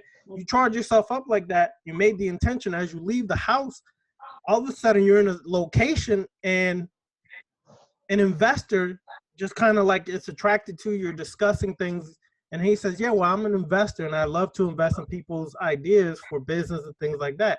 And you're like, whoa, okay, that's my what I'm trying to accomplish now. You understand? You attracted it to you by energizing yourself. Awesome. Okay, and I'm not trying to take up all the time, but like when you say you bring yourself to the point which you don't ejaculate, let go. Okay, I'm not with anyone right now, so like how do I do that? And okay. I mean, what's the goal? What am I supposed to do? Like, I bring myself, like, is it just for practice purposes to raise my energy? You're doing it to raise your energy up. You're doing it to always be charged up. What happens is, okay, when you're raising the energy, you're bringing up the Kundalini. That's basically what you're doing and trying to accomplish. But you're stimulating yourself to do that, because one of the easiest ways to raise the Kundalini is sexual stimulation. Okay, that's one of the easiest ways. One of the other ways, like in African societies, us as African ancestors, the drum was a part of that. Okay, have you ever noticed why almost all the African dances are focused on the movement of the hips? Okay. Why are the hips always focused? Because that's where your Kundalini or your serpents sit at. So that drum rhythm is causing the hips to move, whether it's twerking, whether it's salsa dancing, whether it's soca, whatever. It's stimulating the hips to move, which is causing the energy to rise. Why? In drum rituals, people catch or are mounted by spirits, because their Kundalini rose, the crown chakra open, spirits that hover there can mount you easily. So it's almost this kind of same way, but you're stimulating yourself and rising your own energy up to bring into your life what is necessary. And you kind of just do that day after day, like. Well, you don't have to do it day after day, because, you know, give it a little time now. You don't want to work it too hard. You know what I'm saying? You got to give space and time for the energy to sit up, cultivate it, hold it in. Because if you do it over day after day, you kind of get numb to it sometimes. So you got to like give space to it. Don't overdo it. You know what I'm saying? I'm going to let somebody else go. All right. I'm sorry. Thank you, Tanisha. No problem. All right, KG, we're coming to you next. KG's building a damn house within a house over there. What's going on, KG? I see you constructing some stuff back there. What you constructing? Yeah, just moved into a new place. I'm building my bed. Cool, cool. Any questions for myself, Brother Rogue Titan, or for just in general? Yes, I'm interested in sex, but I don't know how. Hold on. I can't hear you. There's a lot of noise coming. Let me see if I can find where the noise is coming from. Oh, I see it. Okay, go ahead. Now I can hear you. Okay. Luckily not luckily, intentionally, I have a good partner, sort of. So my question is, how do I focus when, things are going great and my partner can't give me multiple multiple orgasms? Okay. This is what you're going, you're saying, okay, you're in the heat of the moment, and is that what you're saying? Yeah, and actually when, like, to bring myself up, whether I'm alone or I'm with a partner, to bring myself up to it, you know, I don't always think about, I want to raise at work, you know, it's kind of like, that's not very stimulating. So I think of whatever I need to stimulate myself when I'm alone. And then at what point do I have to focus on what I want to. Okay, the last part you're kind of breaking up. You said at what point do I have to focus on what I want to manifest? How do you? You should have the intention before you even get into the actual act of sex. Okay. Your intention should have been created, and if your partner, especially because you're in a relationship, you and your partner should work on that same intention, whatever it is. Okay, so, together, because he's accepting, but he doesn't practice. Okay, he doesn't have to practice, but you tell him, look, homeboy, this is what I want to. This is what I want to bring into reality. Okay, I just want you to think about that. That's it. You don't got to tell him nothing else besides just think about it. If he goes into it with that thought in his mind, it can help. Okay, it can help. But now, as a vampire, if he really is not focused or working on that aspect, then you can kind of don't drain him completely, but you can kind of absorb a lot of his energy and use his energy with yours to bring your intention into reality.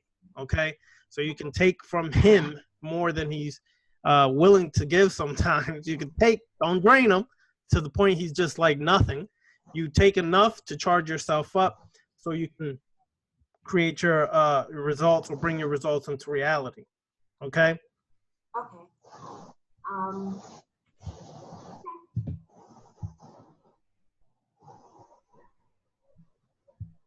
Anything else? Good. Yes, but I think maybe that should be an email or something. All right, just hit me up. Sounds good. Just hit me up. All right, thank you. Necro Cannon, you next. What up, bro? What's going on, brothers? How are you? Good. Oh, we good. I wanted to say, excellent show today. Brought a lot of things to forefront for individuals to bring into their realities. Second thing is, if men would actually listen to women a lot more in the bedroom, then they wind up having 4 or 5 orgasms within a 2-hour time frame, and a brother's not supposed to get tired in the first place, just to tell the truth. That's so true. if they would actually do that, listen to her, how she wants to be touched, what essential parts of her body, and like actually sit there and study her, then in that essence, then we can go, it won't take long to actually bring her to that brink because you've learned her like how you need to. That's where us as men, where we fail at half the time. So that has to go first. That's 100% correct.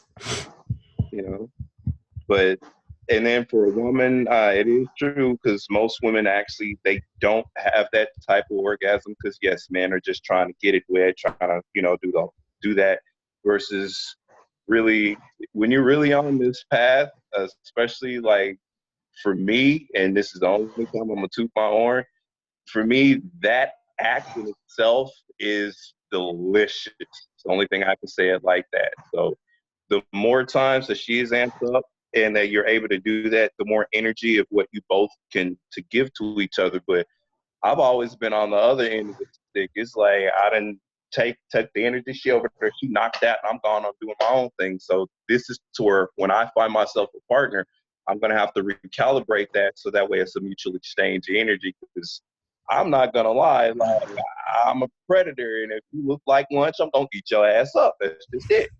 But I'm learning to do that necessarily, and to leave some back because they be like, "Nah, I don't want none of you because you have me all and everything else." And I'm like, "Hey, you got what you asked for. You should demand that in your life, Hey, what is it? What is it? If the legs don't shake, you ain't doing it right. Anyway, legs don't shake. They ain't quit trying to push you away, holding on your. Yeah, you gotta make the legs shake, brothers. Make the legs shake. If you ain't making the legs shake, you ain't doing right. But that's all that I wanted to add to it. Once again, just wonderful show, man. That's all I could ever say. Appreciate that, brother. That's what's up. Well, appreciate that. Ado Sean, you there? Yeah. Yeah, you hear me? Yeah, I can hear you, brother. Good. Yeah, no, man. Just a great show, man. I'm great discussion. I'm real glad to hear about everything he was talking about tonight. Basically, I've read this books on it, but I never really I use it sometimes, like for scissors and whatnot, text magic, but not really a lot of information about the vampirism. I never really put those two together. You know what I'm saying? I'm glad you brought that out. Yep. Good, because a lot of people don't understand that the act of sex sometimes is the act of vampirism in itself. A lot of times one person is devouring the other and we don't even realize it because we're so caught up in the moment. This is why sometimes one person is drained after the act and the other one's charged up. They're over there doing push-ups, sit-ups, you know what I'm saying? All kinds of stuff. Yeah. That's because they're super charged up. So also, let me say this while I'm looking at it in the chat room. Dr. Alim Bey, he did have a good video on that. And, you know, it's not, okay, let me just say this. A lot of times people just want to smash. There's a rhythm to your strokes. You can't just go in and just be a bunny rabbit. Okay? You got to have a rhythm to the stroke. Sometimes you do 2 shallow, 5 deep, 3 shallow, 6 deep, 6 deep, 2 shallow. You gotta vary that shit because you can't just, trust me, I know we animals sometimes, but you can't just screw like an animal, all right? You gotta have technique and rhythm with this stuff. Exactly. And that helps a lot. And one of the things I want to also mention is that Necrocanon is 100% on that. A lot of times men do not listen to their partner, okay? I don't care what gender their partner is. You just don't goddamn listen. The problem is if you listen more, you would be able to please your partner more and accomplish more in the act itself, okay? Start listening to your partner. She, he, whatever is telling you what they like. Listen, okay? Stop being stubborn and being egotistical and saying, oh, you know, it's all about me. No, it's not. Okay, because if you don't please her, you're gonna be asked out later. She's gonna stop pleasing you. So just get with it. All right. Cosmic Sky Goddess, we're going to you next. Oh, I know she's gonna rip this show apart right here. Hold on, let me unmute her. Let me take a deep breath. All right, hold on. All right, go ahead. Hold on. Okay, there you go. What's up, y'all? Hello. How y'all doing? We great. I'm not trying to rip it up. I would have to probably say as the only lesbian here, I feel very sorry for most heterosexual women because they are not getting that O at all. They're not getting it. You know. But what I wanted to say was that I realized that a lot of women feel very taboo in the art of just touching themselves. And women have to get past that point of not wanting to touch themselves. Because if you can't touch yourself and tangibly bring yourself to an orgasm with your own hand, how will you know how to instruct your dude, your chick, whomever's getting down there on how to do it? So it's really important in a woman owning the responsibility of discovering how to create an orgasm within herself so she knows what it feels like. She knows the pressure that she needs. The time that it takes, the mental thought process, whatever the case may be. And I was going to say to Tanisha, if you play with yourself, touch yourself before you walk out of the house, and I know this is crazy, but I've done it a million times. If you don't necessarily wash all of the essence away so that you can still kind of have that aroma, you'd be so surprised at how magnetized people are to you, how many things come to you. I make it a point to, like I said, keep myself in a attraction, seductive mindset. So I continuously listen to music to keep me in that mindset on a daily basis, and I'm constantly drawing things to me. So it's really important that women really learn to embrace that part. And I know a lot of us are conditioned to not be sensual, not be sexual, not be into that. But ladies, we gotta do it. We gotta do it. And fellas, you can't just lick it to get it wet, man. You gotta do a little bit more, a whole lot more, really. And that up and down, and then y'all want to put the fingers in it. Come on now, I'm gonna need you to just get in there with the tongue and get the moving some stuff, and you'd be surprised at just how much everything gets popping. But that touching yourself before you start your day, that shit works wonders. Do that, everybody. And I also want to give a shout out before Cosmic Scott. I always mess up her name. Cosmic. This guy gets off the phone. I mean, off the phone. Shit, I'm all fucked up now. Anyways, one of my I want to give a shout out to all the lesbians because one of my greatest teachers was a lesbian. Hey, yeah. Everything to do to please a woman orally. And I always give shout outs to all lesbians. I am a student forever, all lesbians, right? So if you need to teach me, I'm here. I'm willing to learn, goddamn. I'm willing to learn. Hey, man, that's great. That's great. And I think that goes a lot in the taboo aspect of things. Like we are so caught up in having to be with men or women, and in the back of our mind, we are fantasizing about being with some of everybody. And you really gotta, like, I'm not saying your main relationship gotta be there, but you gotta find some play space. You gotta get out there. You gotta explore that stuff, and you gotta get that energy out. You gotta tap into that because there is so much freedom in being able to play on both sides of the fence and just express yourself. Even if you watch porn, like if you watch like. Go Google or look up some BDSM play party, orgy parties. Man, them white chicks are going like they're tied up and getting all of the service that is coming to them, and they are really exploring and they're really hardcore after having these heightened sexual experiences that I do not see melanated women having. And we got to get after it, ladies. We gotta chase that rabbit. There you go. I agree with that. Appreciate that. All right, y'all. Peace. Peace. All right, let's go to Mandela Born. I really see, but okay, there's a light in the car. Okay. Yeah, Mandela Born, what's up, brother? How you doing, my man? Good. Any questions, comments? Good show, but definitely all right, quick question. How do you cut in from, all right, you're going in with the intention of a thought in what you're about to do, but then to raise the energy, you got to come out of that thought onto the titties or the ass or whatever you use to raise that energy.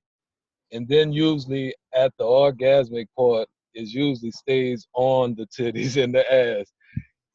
Or am I supposed to be thinking about the thought during the orgasm? You see what I'm saying? Does that make sense? Rogue Titan, you want to answer this, brother? Yeah, I got you on that one, man. Like you can, it depends, but always set the intention before the, you know what I'm saying, sexual confrontation that y'all gonna be having. You know what I'm saying, the sexual interaction between you two, and that focus is gonna be alive within your subconscious mind. So whenever you can, like, imagine. You know what I'm saying? Right before you climax, you building in the intensity and feeling of what you want to manifest. You know what I'm saying? Whatever it is, you building it up. And then when you finally release it, when you finally bust your nut or whatever, and whatever body part that you're doing it on her, you know what I'm saying? You seeing that thought of that intention coming into existence, and it's going to explode into existence. It's going to, like you just said, it's going to be on her ass or titties or whatever.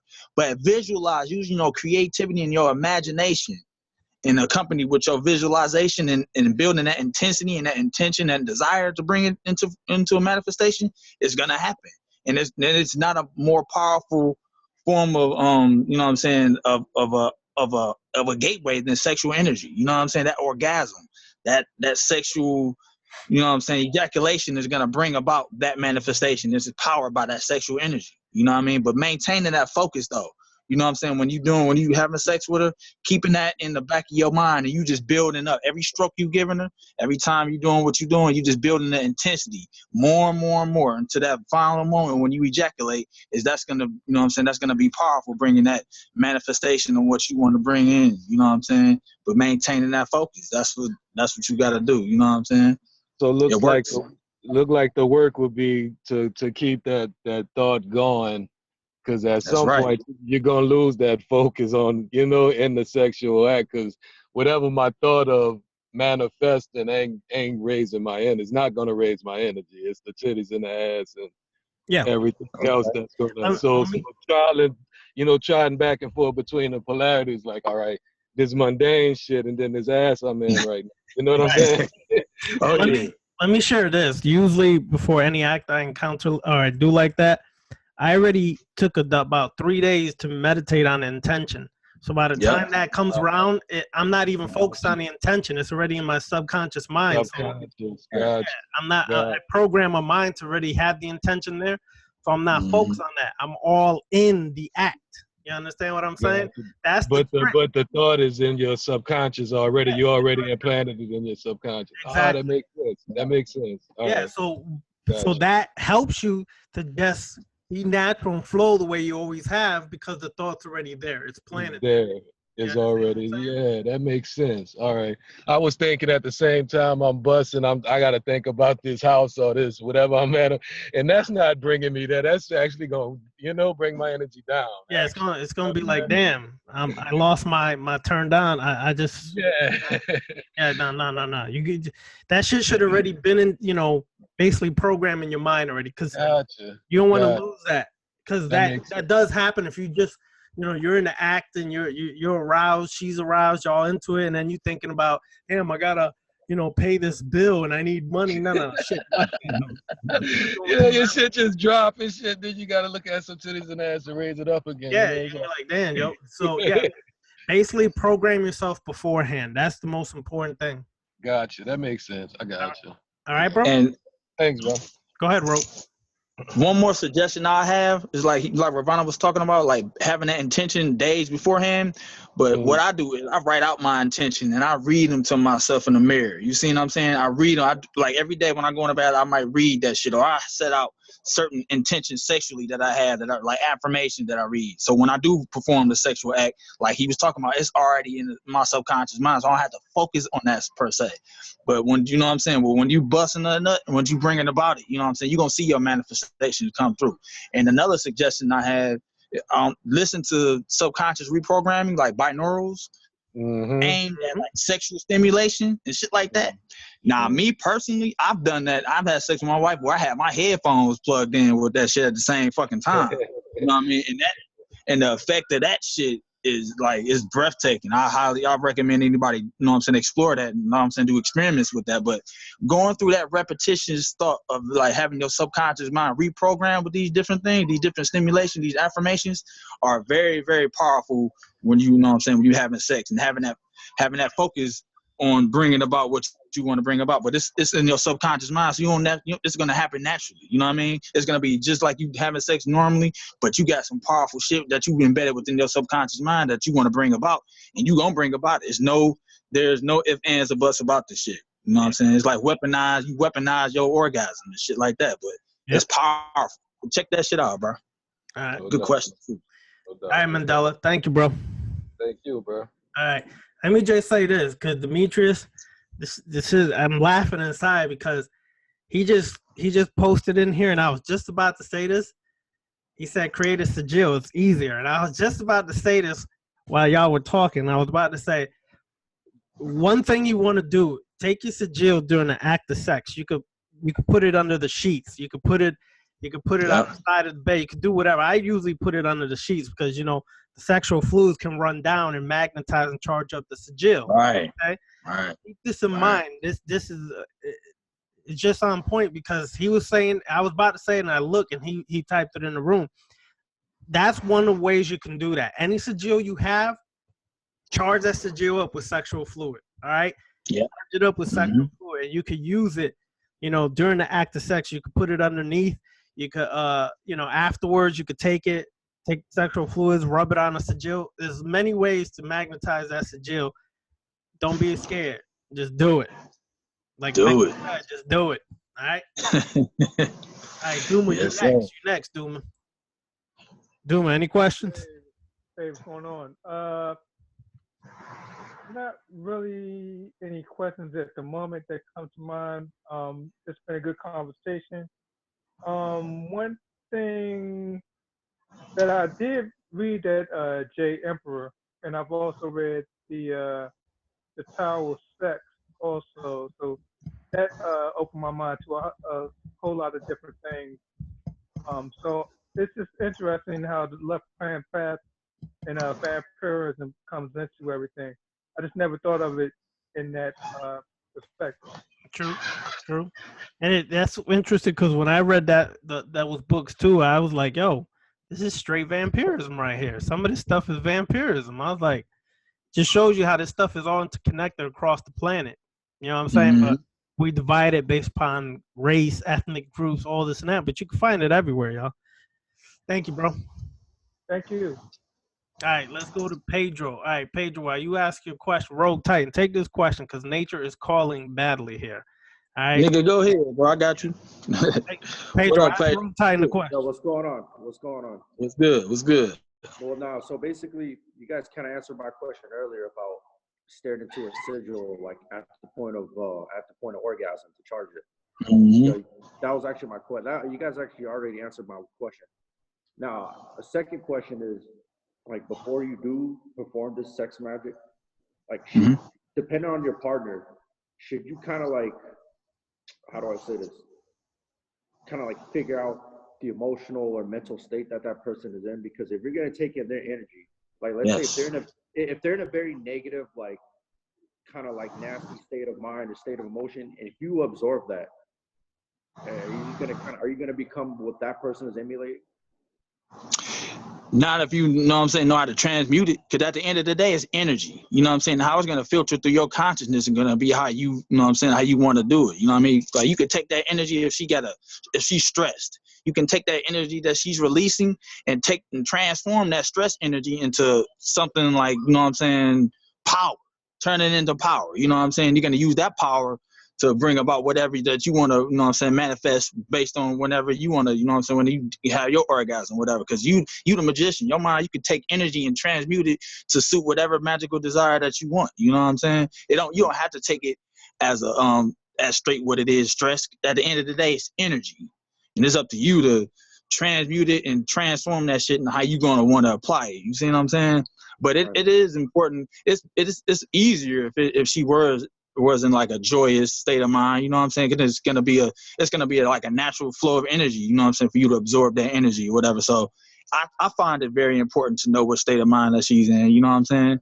But at the end of the day, if she's stressed out and whatever, you can transmute that energy, you know what I'm saying? A lot of times her orgasm will be that much more powerful when she's in that state of mind, because it's a release. It's a release of that stress. It's a release of that depressive or that emotional feeling that she's having. It's up to you to, you know what I'm saying, intercept that shit and, you know what I'm saying, transmute it and direct it into anything that you want to, you know what I'm saying, whatever that you're doing.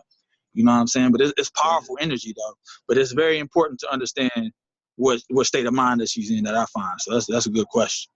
Okay. What else you got? You got another one, bro? I'm all for it. So my last question is that, so I heard about this, I don't know if anyone heard of this movement called NoFap, to where basically, you're basically depriving yourself of an orgasm, and you're kind of like letting it build in, and you're like, I guess that's a form of sexual energy. You know, when you have an orgasm in like 3 or 4 days and it's building up, and you're like tense, and then you kind of like transmute that into the gym or to work or to whatever it is you're doing. Is that true, or is that just that shit's very fucking true. That shit's very true, because you got to think about it. That's a sexual energy that you building up, and it's just building momentum. It's just building intensity. You see what I'm saying?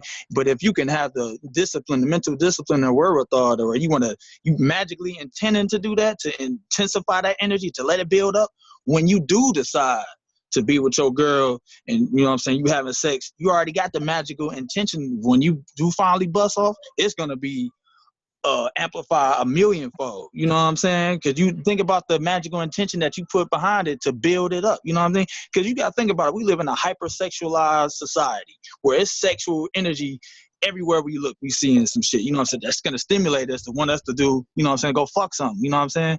But if you can take that and wield that energy, that chaotic energy that we see sexually, and put it to ordered use and to building it up and to cultivating that energy, bro, when you finally do release it, if it's a week, if it's a month, if it's 6 months, man, dude, you got to think about it. You're going like Super Saiyan 5, bro, when you like bust off on something. If you had that magical intention, whatever it is you want to apply that to and direct it to, bro, you can create earthquakes about this motherfucker. Or it's all kind of, there's no limit to what you can bring into this world. That's why sexual energy, that's why they want to kind of keep this shit on an animalistic level. But when we take that sexual energy and apply that to our God type of frequency and mindset we on, bro, there's no limit to what we can do with this energy. No limit. So, but that no fap shit is some real shit. You know what I'm saying? To build that energy up, but it's not being talked about as far as like on the left hand aspect of it. You see what I'm saying? I don't know the origin of why they do it, but I know that when you build those sexual energies up and you have an intention behind it, when you do have an orgasm, it's gonna be amplified 100-fold, 1,000-fold. You see what I'm saying? Let me add on right here. Let me add on to this point. That is called, as Cosmic Goddess said Zeta, it's called edging or edge play. You take yourself to the edge, then you come back down. Let me tell you why that's important. What happens to the sperm or the semen? The semen travels, right?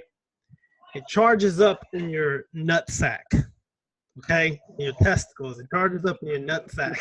And what happens is it travels up the sushumna, up the middle gland, up to the pineal gland, where it charges up. The crown chakra opens up and receives more energy.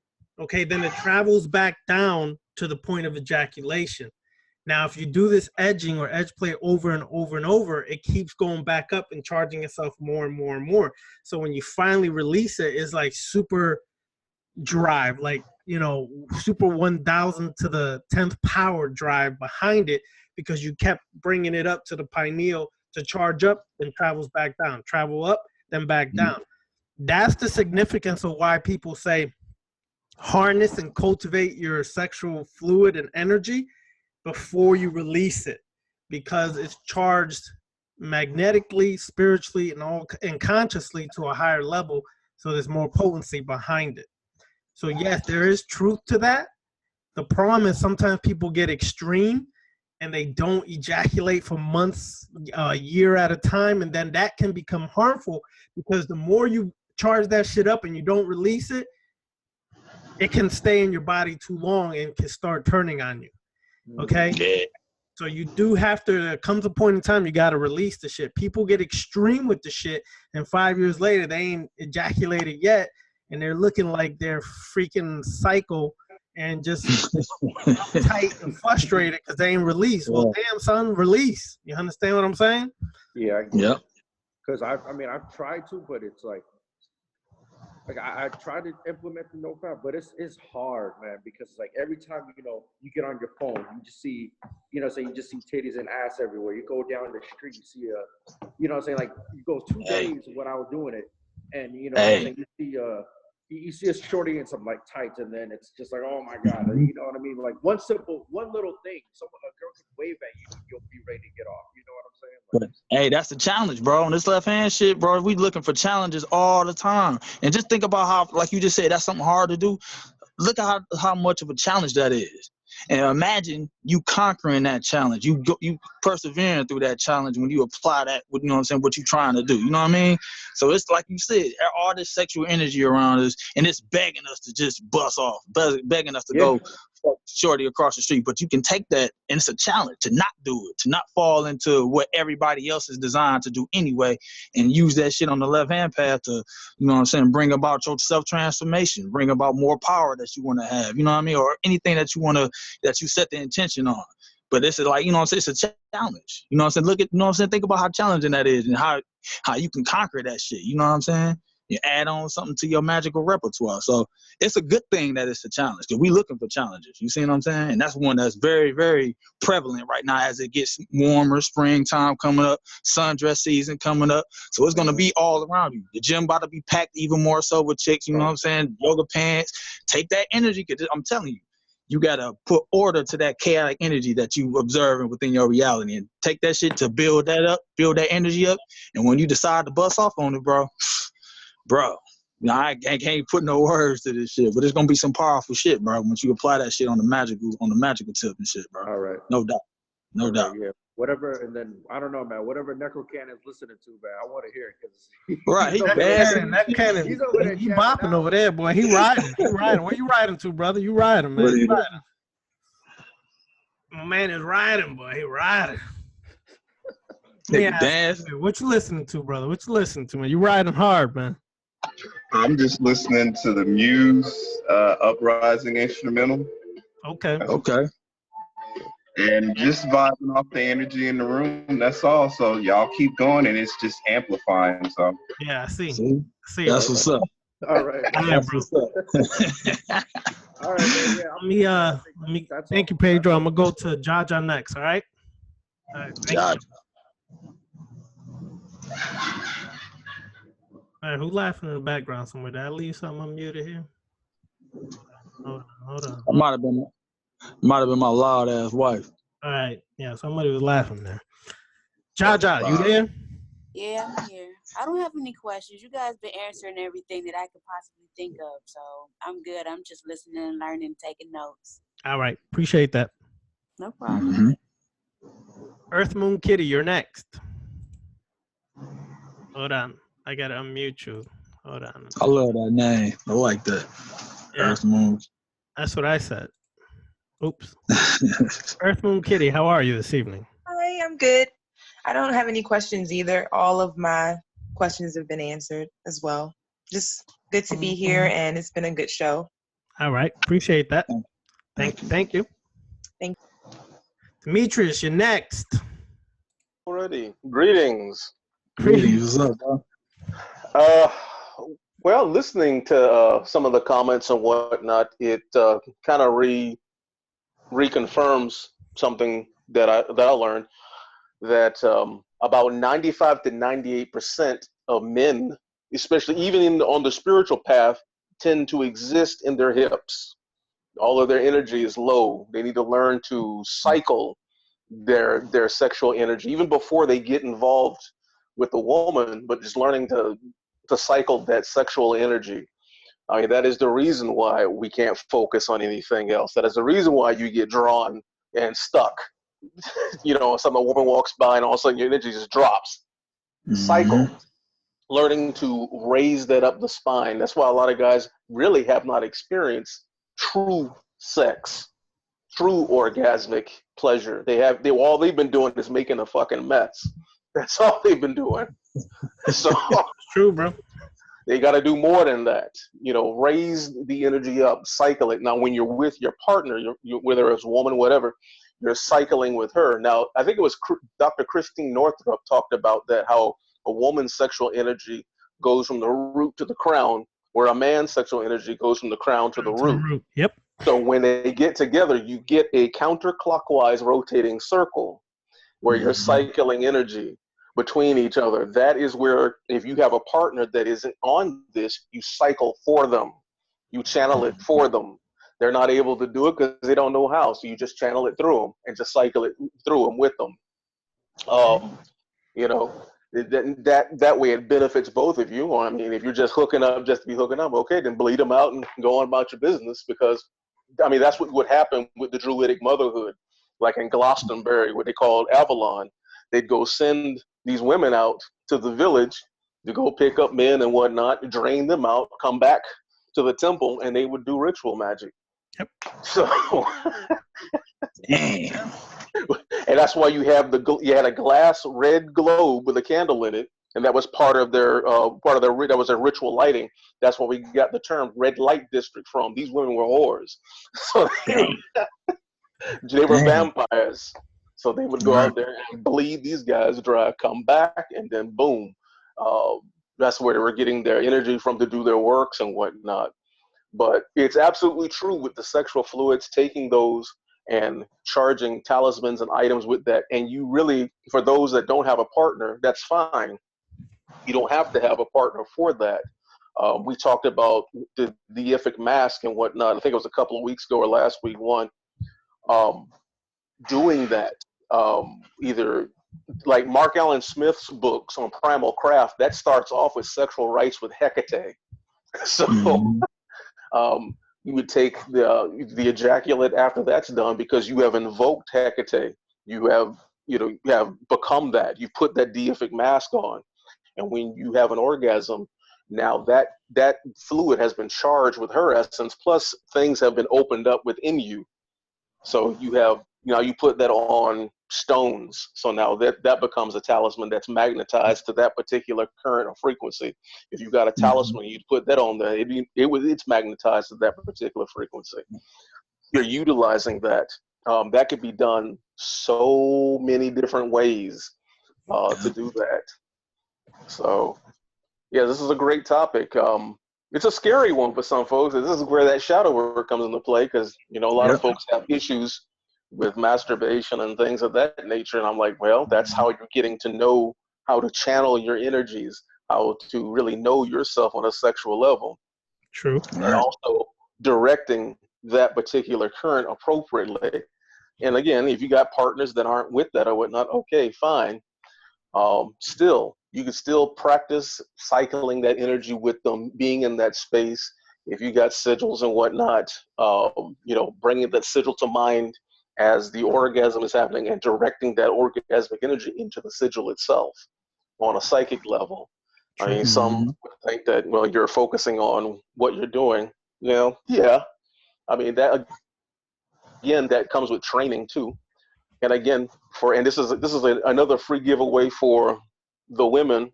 If you got a man or whatnot that goes off too fast, well, hell, for guys too, you can use this to help yourself out.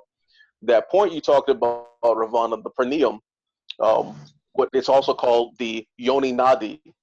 Right. And when you're in sexual congress, or if you're by yourself as a man, at the point where it feels like you're getting close and you want to stop that, this also helps with the edging.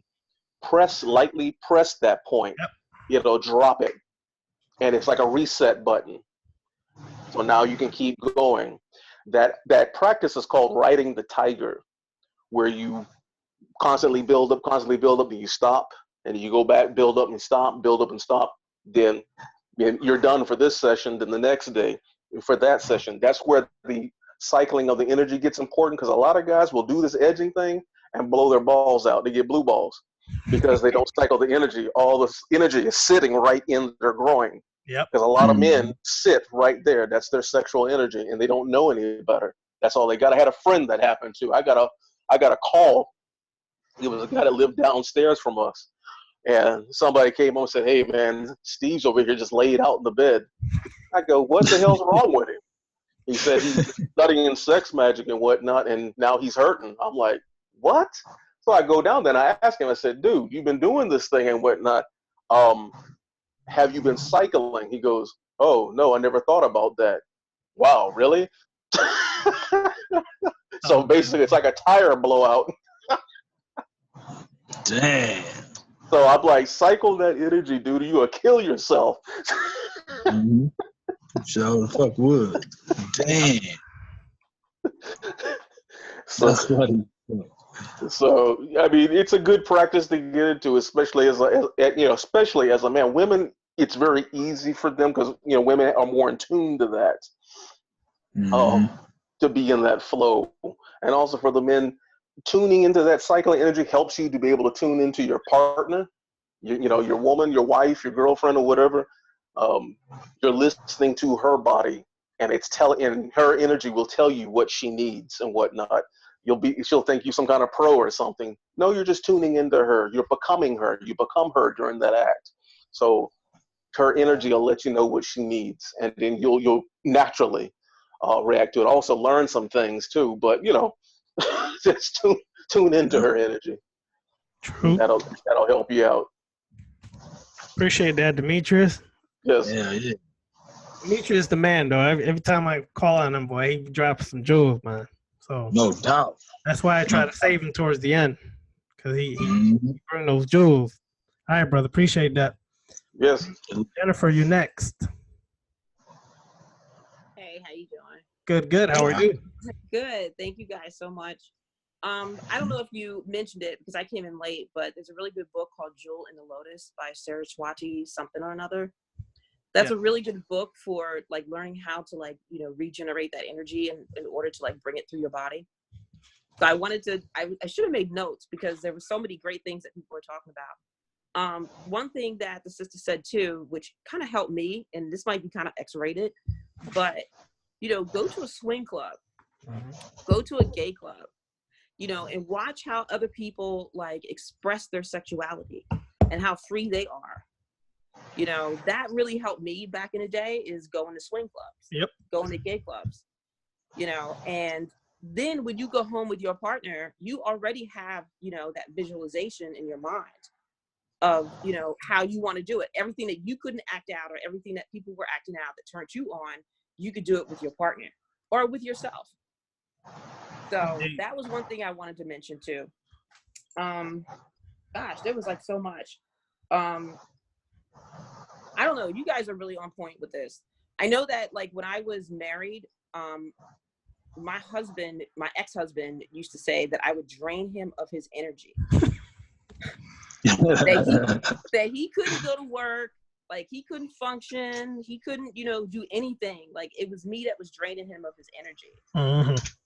But my present partner says that it actually gives him energy. So it's like sometimes you're not consciously aware of, you know, if you're a taker or a receiver, you know, when you do stuff. True. That actually happens often. There's usually one who's more dominant than the other as far as devouring or absorbing. Mm-hmm. A lot of times they do it unconsciously. It's just something they've been doing all their life. But when you do realize it, like some of the things Demetrius said, and you know, right. sharing that energy together, you know what I'm saying? Circling that energy together is going to help in that process. But another thing, like you said, the swing club and things like that. Well, I did the swinging thing for years with my ex-wife. I'm very familiar with that. Mm-hmm. You're going to see some wild shit. I ain't going to lie to y'all. You're going to see some wild shit. All right? All right. With my present wife, we have like an open-minded relationship. It's not open, goddamn it. It's open-minded. It's a difference. That means if it choose to be, we can be, but don't always have to be. But with that situation, you know, we've experimented, done things like that. It does open your mind. Jennifer is 100% correct on that. It opens your mind because you're going to see shit that you're not used to. You're going to see shit that you're going to be like, word, that's how it go down? Yes. It's going to also help you face your own boundaries and borders and limitations. It's going to help you face your own insecurities because for those who are not familiar, this is not some Hollywood shit about swinging. I'll just break it down briefly. Right. That's true. A husband and a wife, and you decide to either do a soft share or a full share. Soft share is only when you do some touching or different things like that. Full share is when the man, well, your wife goes with the other man and you go with the other woman or, you know, the other wife. So if you ain't ready for that shit, don't even try it, okay? Because your insecurities, your jealousies, all kinds of stuff is going to pop up. But I'm going to tell you right now, it's the next level of left-hand path alchemy. If you do and decide to encounter that and you feel you're strong enough to face your insecurities, your jealousies, or things like that, then this will actually force you to face that part of yourself. It'll force you to say, damn, I just saw my wife with another dude, and it's either going to do two things, make you real jealous, insecure, or it's going to turn you on. One or the other, okay? You got to be real with this if you're going to do these things. But it's going to bring your relationship closer if y'all two are real as well. So I'm going to just say that. She's 100% correct on that. Experiment. If you have a partner, y'all should be experimenting because if not, you're going to become bored. I'm going to share a secret of a couple that was married 55 years, an African-American couple when I was living in Atlanta. I asked them, I said, what's the secret for y'all being married 55 years? Because that's a goddamn long time, right? And they said, well, you know, young one, because I was young at the time when I asked, but, you know, they said, let me tell you the secret. They said, what we learned is that we're humans. As humans, we have desires. And what we learned is that if we're honest and open with each other, that there's going to come a time where sometimes we're going to be realistic and say, I know you're getting bored of us or there's certain, you need a break or whatever the case may be.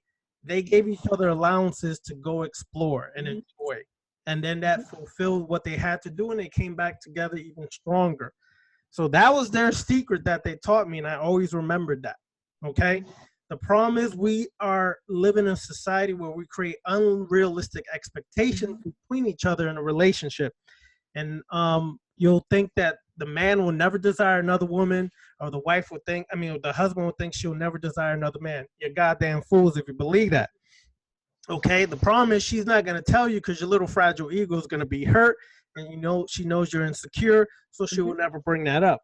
But women have desires and wants and needs too, okay?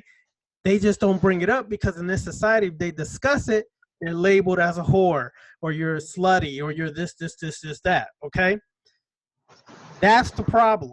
Stop suffocating and suppressing each other, especially if you're working this left-hand path. Because I know people working the left-hand path and still can't be real with each other while they're walking this path. Be real about this. Go forward, share, and be honest about what your desires, what your wants, what it is, and discuss it together. Maybe your partner might want to get down, may want to try it. But if you don't tell them, or you don't share, and you hold on to that, it's going to lead to you sneaking around and doing some ish, and then bringing it back to her or him, and then that's the problem. Yep. All right. Anything else, Jennifer? Yeah, the other thing I wanted to add, I know you mentioned like do the visualization in the morning. Like what helps me is that like I do my visualization at night because it allows me to take that visual that I have and put it into the etheric world, you know, and then in the morning, then that's when you have sex. So you're not all like caught up in all the, you know, the ancillary shit. Right. You already have what you want, you know, the goal or whatever it is, the money, you know, already out there in the ethers. And then you manifest it into the physical when you get up in the morning. And then that's when you have sex and then you continue on with your day. True. So I do everything at night. To me, I'm a night person. So that's when I operate with my magic. Oh, yeah. Indeed, I agree. Appreciate that, Jennifer. Yeah. Thank you. Thank you very much. All right, let's go to Smooth T. Smooth T. Any questions, comments? No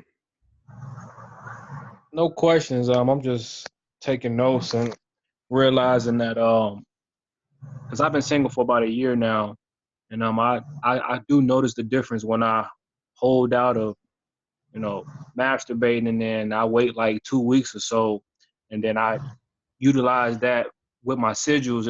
It's a lot more powerful, most definitely. Mm-hmm. True. That's it. But that's it, man. All right, brother. Appreciate that. Appreciate it. Thanks, bro. All right. Brother Phil, you next, brother. Wake up, brother. Wake up. What's up, brother Phil? Just listening. All right. What? You don't got a comment tonight, brother? He ain't cooking? I think he just ate. He got the itis right now. That's what the hell going on.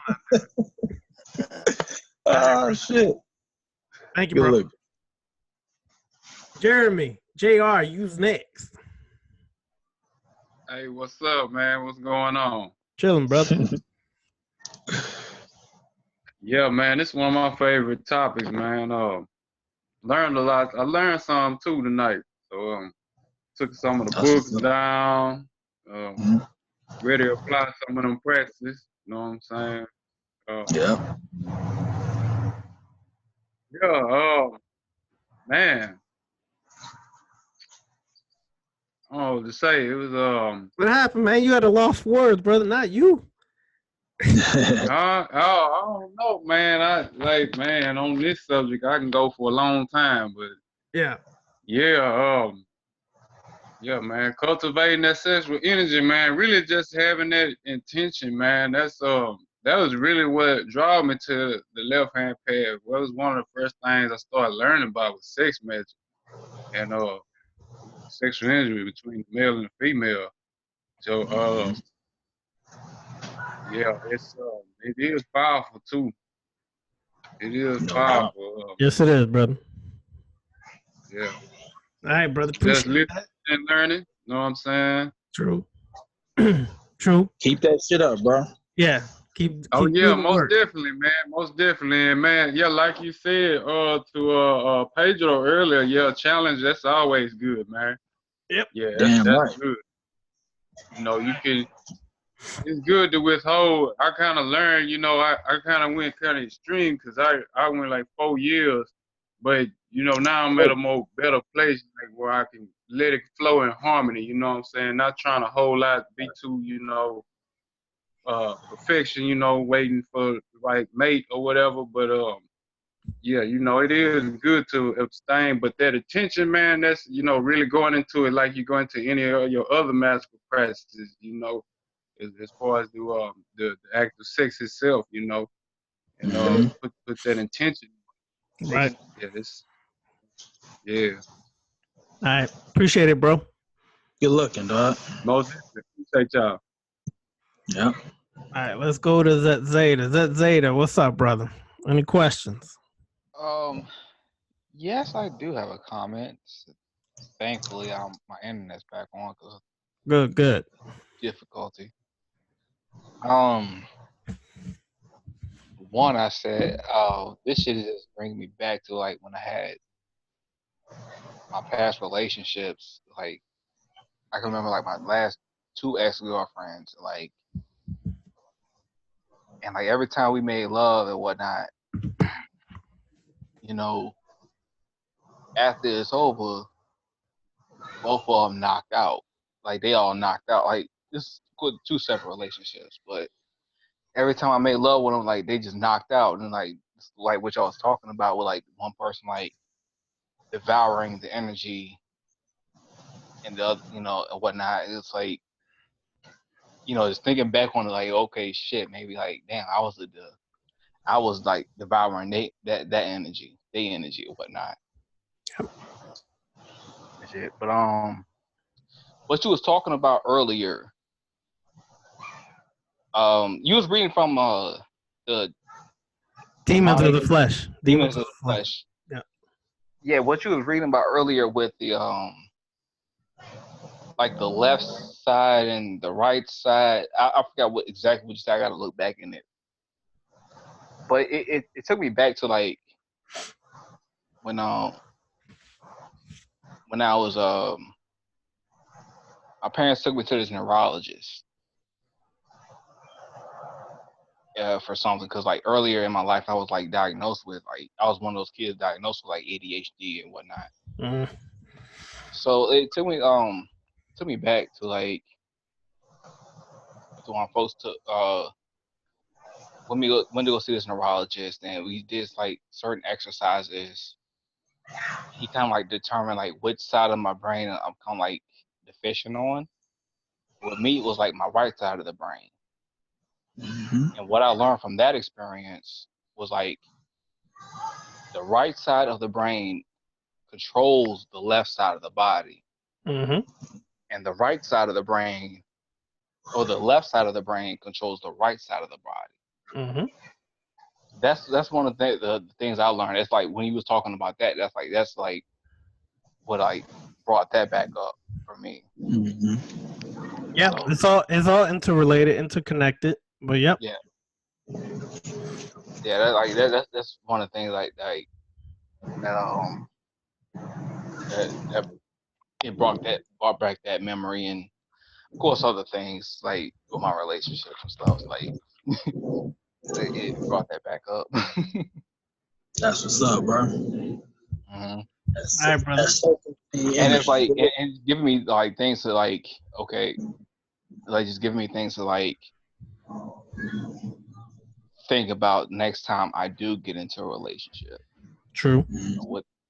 Whether with a man or a woman, I'm bisexual myself, so whether it's with somebody, it's right. It's giving me some things to think about. Work it, brother. Working it. Yeah. One of the things that I just want to say this. Get that. If you don't have that PDF, bro, let me know. I can send it to you. But that book is important to have because it will help you exactly on what you stated. It will give you actual works and practices to do. That can you tell me? Yeah, I got the PDF, so I can send it to you. So, but yeah, if anybody needs that, let me know as well, because this is a must-have for your library. Unfortunately, you can't really find it in physical print. I haven't been able to. So yeah, you get that because it will help you with the actual exercises and things to do, as well as like Jennifer said. Here's the book, Jewel in the Lotus, right here. It's by, I always mess up his name, Sunyata Saraswati, which was actually a brother, African-American brother, who actually lived down here in South Florida. All right. But this book is excellent, how to cultivate your energy, how to channel your energy, how to work the bandolocks, move the energy, everything. All right. So definitely try to get that book as well. Jewel in the Lotus. you definitely want to try to get that book. I can send you the other one, but it'll help you a lot with a lot of things, so that next time you get in a relationship or a situation with a partner, it'll have you even more energized, more ready for work. You know what I'm saying? Yeah, please send that to me. I will. Oh, brother. All right. Let me go on to Sabali Alex. Sabali, are you there, brother? Hey, what's up? Chill. What's going on, bro? What's Yeah, good? man, I'm good. I'm just absorbing all the information, man. Cool. Yeah, it's a good topic, nice topic. Actually, I was speaking to my wife about sex magic yesterday, so it's right on point, man. But that's Okay. it. No comments. All right. Good looking, bro. Shout out Appreciate to it. Roach. Shout out to Roach. That's my nigga, dog. What's good? Yeah, Appreciate you man. on here, man.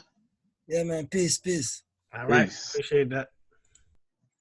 That's All what's right. up. Let's go on to Divine Diamond. Divine Diamond, are you there? Hey, I'm here. How you This doing? whole topic, I'm doing good. The whole topic is just like mind-boggling. It's so much information on sex magic, so many different things you can do with it,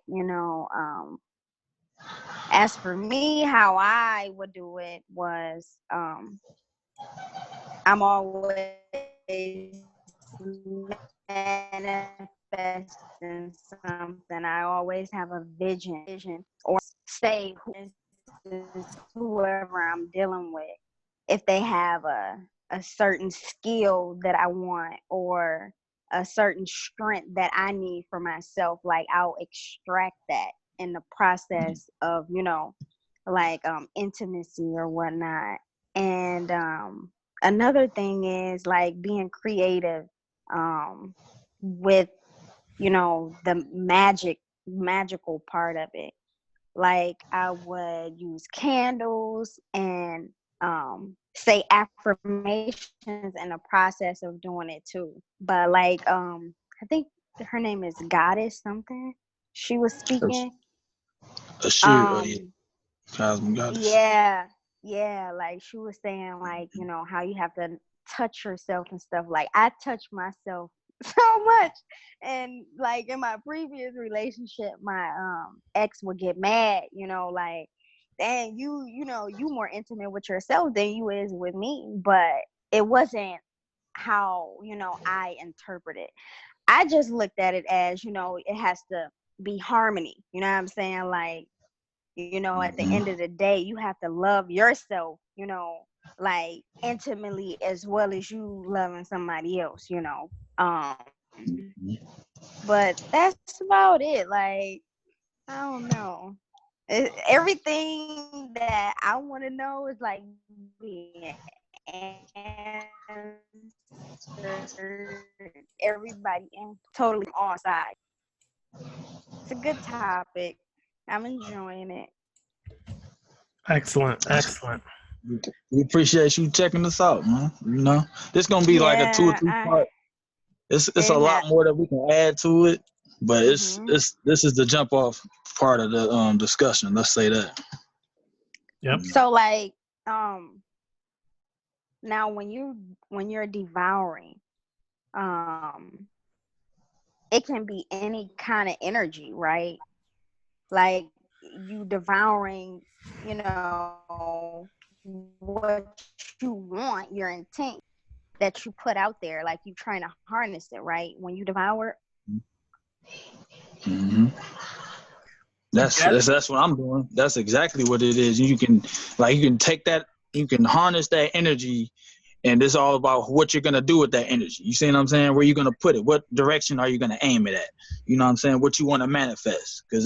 And you gotta think about it, that's a powerful sexually you know what I'm saying? That charge up energy. You're gonna have to put it somewhere. You know what I'm saying? Because you can't just not do nothing with it. It's the creative energy for anything coming to existence is sexual energy. You know what I'm saying? So you're gonna wanna utilize that. You know what I mean? And you're gonna have to have the mindset and the confidence and the mental mind state of you can't fail when you take that energy and you apply it to something that you want to bring forward.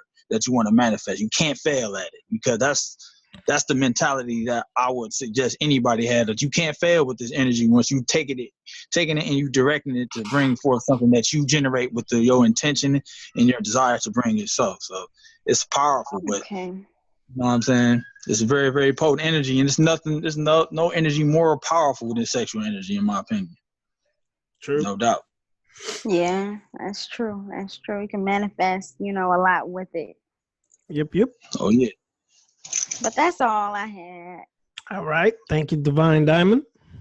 Appreciate it. You're welcome. Appreciate it.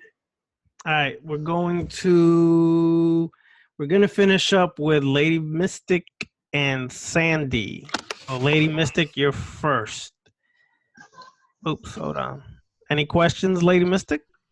Greetings. Greetings. I'm enjoying everyone very much. I was looking at a TED Talk a little while ago, and a gentleman was on there talking about he needed his father to be healed.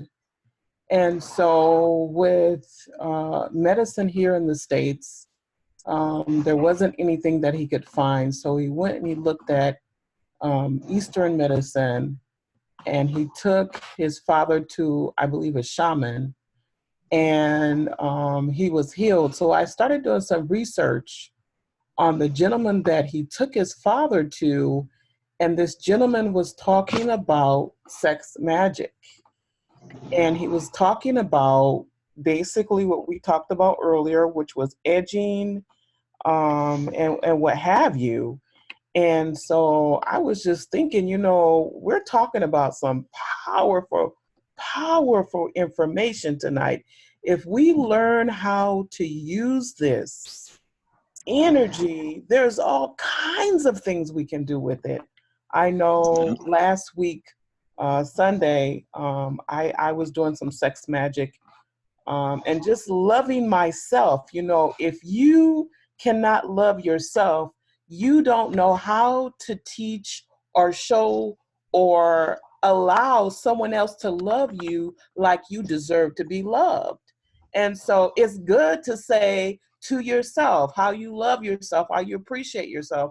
So anyway, with that, I was doing some sex magic.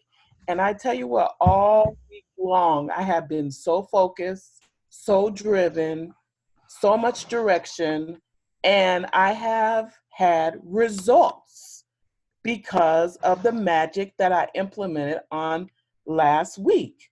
So, I know for a fact this really does work.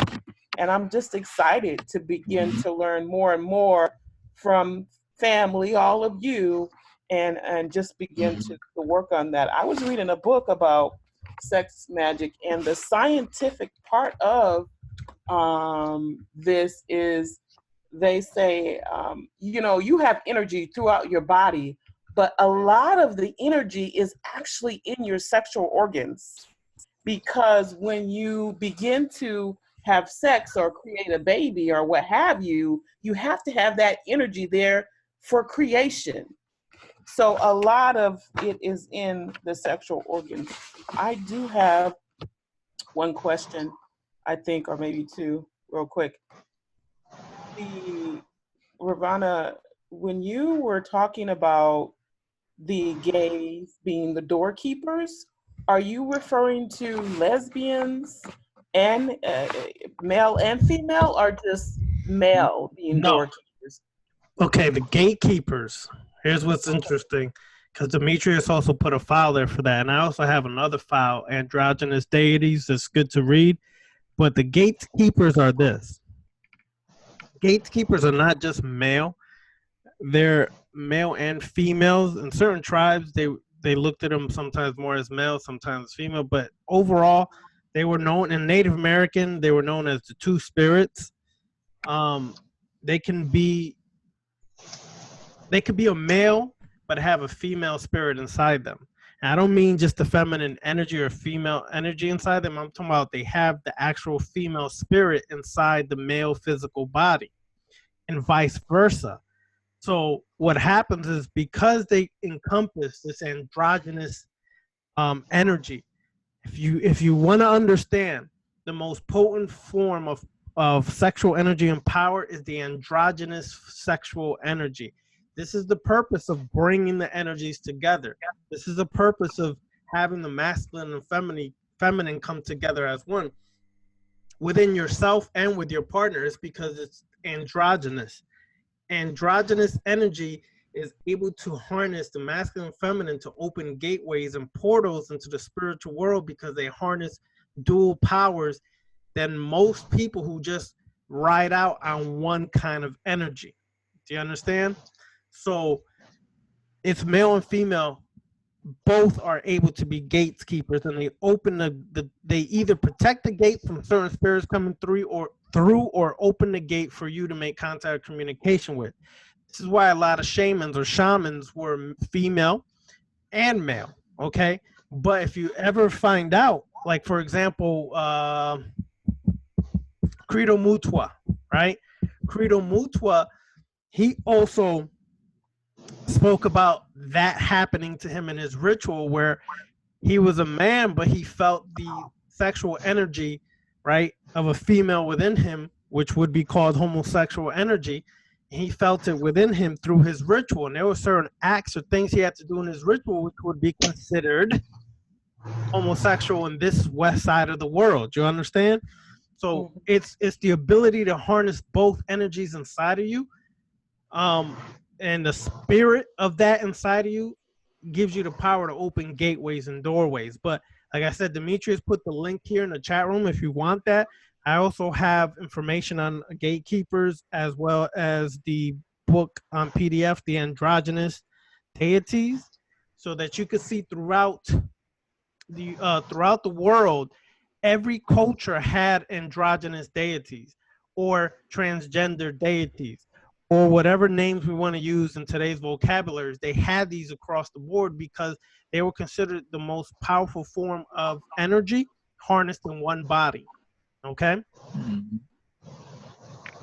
Okay, very good. I definitely will email you so I can obtain additional information so I can study on that. Thank you so much. I'm good. All right. Thank you. Appreciate you checking us out. Thank you. All right. So last individual is Sandy. Sandy, are you there? Hi, I'm here. How you doing? Good. I don't know. I just find it so interesting and sad that you said, what, 80% of women haven't experienced an orgasm? For the one lady that said that she hasn't, I mean, I would make it my mission to do whatever it takes, whether it's with yourself or someone else, to break all those barriers down. And I do understand, like, these days you got a lot more women becoming lesbians because I won't say because of that reason, but that's just the energy that you could at least tap into and receive if you do live that lifestyle or just participate, with those energies, So I don't know. I just think it's really sad. And yeah, I don't know. Sex magic is really powerful. The manifesting and things like that. So that's it. That's all I really have to say. All right. Appreciate that, Sandy. Yeah. Thank you. All right, let me read this over here on the side from Demetrius. In Hinduism, 11 different genders are recognized. That's definitely true. And when you go into that androgynous book, a lot of the deities that are androgynous or transgender, they happen to be from Hinduism. Like a lot of them are there. In the Ifa system, which became known as Santeria, Candomblé, and all this in the West, Oshumare is an androgynous Orisha. That is 100% correct as well. He is, or he is androgynous, encompassing both energies. You got to keep that. And even Obatala and all, listen, some of these Orisha have male and female paths within them. Obatala is one of them that has a female path within it. All right. So that part of Obatala is considered the androgynous aspect of Obatala. So yeah, it's a homework for everybody, but the main thing is to understand that the focus of sex magic is really that androgynous aspect, but you're doing it with your partner to reach that androgynous state. Okay. Yeah, that's the name. Obatala is also Yimo. That's correct. Zeta, I sent you the email already, so check. I also sent it to Will G. I sent you the email with the books y'all requested. All right. As a matter of fact, Tanisha, yes, a lot of women have had kids without ever having an orgasm in their life, which is sad, but it's true. A lot of women have had children and never even still accomplished the state of orgasm, and that's still happening today. All right. So let's wrap this up because I know it's getting late. I know some of us got to work tomorrow. Some of us got to eat still, things like that. So let me say this final comment, not comments, but again, some, God damn, my mind blank like always. Anyways, God damn it, Thursday, Vampiric class. If you still haven't signed up and you want to, the Vampiric class deadline is at 11 p.m. in 53 minutes. It's only a small fee of $20. And for those, make sure that everybody I sent the information that's on my list, I have 17 people signed up so far, that you have the self-realization initiation, which I sent out last night, that you have the vampiric homework for Thursday, and that you have the mirror ritual. All that you should have tried to accomplish by Thursday. Thursday, we're going in further. Friday, I won't be doing a discussion on YouTube because I have things I'm going to be taking care of. Sunday, there won't be a Zoom class. Cosmic Serpent also wouldn't have been available anyways, and I want to hold off for part 2 where she's there and she could bring in the feminine energy. All right, because I would like for her to discuss the feminine aspect of sex magic, since both of us here are mostly the masculine. All right, although we try to harness and harmonize the masculine and feminine, it ain't nothing like a sister talking about that. Okay, I ain't even going front. So I'm gonna try to hold off till she's available. 2 weeks from now, on the next 2 weeks from today, she'll be there for Sex Magic Part 2. We might end up doing 3 parts to this. But yeah, my final words, and I'm gonna leave it to Rogue Time before we finish off. No, actually, Rogue Time, finish off. Say your comments and your contact information, please. No doubt. My contact information on Instagram is the_rogue_titan0125. My email is shannon.jeffries0125@gmail.com. You know what I'm saying? I'm open for discussion, open for questions, feedback, all of that good stuff, PDF file that we all, you know what I'm saying, talk about, reread. That's all for it. But maintaining that focus, weaponizing your sexual activity, whether we use with a man or woman, is key and essential when conducting any sex magic ritual. You know what I'm saying? Have fun with it, experiment with it. Like, you know what I'm saying, we talked about earlier, understand what, you know what I'm saying, what the woman wants, her parts of her body that she needs to be stimulated, and listen and do it. You know what I'm saying? Set a goal. A lot of guys, we like to try to set a goal of 4 or 5 orgasms that she had before we, you know what I'm saying, have ours. Set the goal and see if you can accomplish it. Challenge yourself, you know what I'm saying? And when you reach your challenge, when you conquer your challenge, feel the satisfaction of it, you know what I'm saying? And just understand that this sex magic that we're working with is chaotic energy. And you're going to want to wield it, and you're going to want to put it to order in how you're going to conduct your life. Make it practical. Make it an everyday methodology that you employ every day, that you strengthen your intensity when you're doing your sex magic rituals, and it'll work. You know what I'm saying? Stay consistent with it. But understand that you the god or goddess of your reality, and what you set the desire and an intention to bring forth can't help but manifest. And ain't nothing more powerful than bringing about a manifestation than sexual energy. So I'm going to stop right there. But understand that, you know what I'm saying?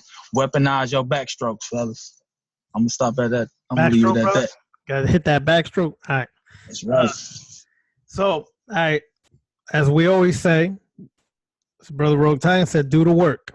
It's most important that you do the work.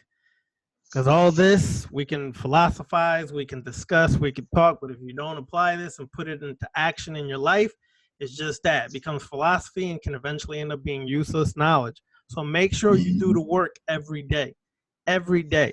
This is why I harp a lot on discipline. Discipline is putting this into action and applying it every day. Without discipline, you're going to be very scattered and never really master any one thing. And that will show apparent in your personal life, into your social life and everything else. Put the work in and make sure that you really apply what you're learning, and stop jumping around. If you want to master something, give it some time. 6 months on riding a path for a while, a month, a year. 6 months, a year, whatever. Don't just jump around and say, okay, damn, we're on sex magic now. Shit, I got to go read everything about sex magic. No. Take your time where you at. The other information is not going away. You catch up to it when it's there. Come back to it. Focus on what you want to accomplish and stay focused and disciplined. You'll build discipline if you stay on one path and master it long enough, okay? And you'll get more knowledge, more wisdom from it, and more empowering. You'll be able to empower yourself more. So until then, I'll see those who signed up for Thursday. I'll see y'all Thursday here at 7 p.m. All right? Right. One. One. How the hell did I end this shit? All right.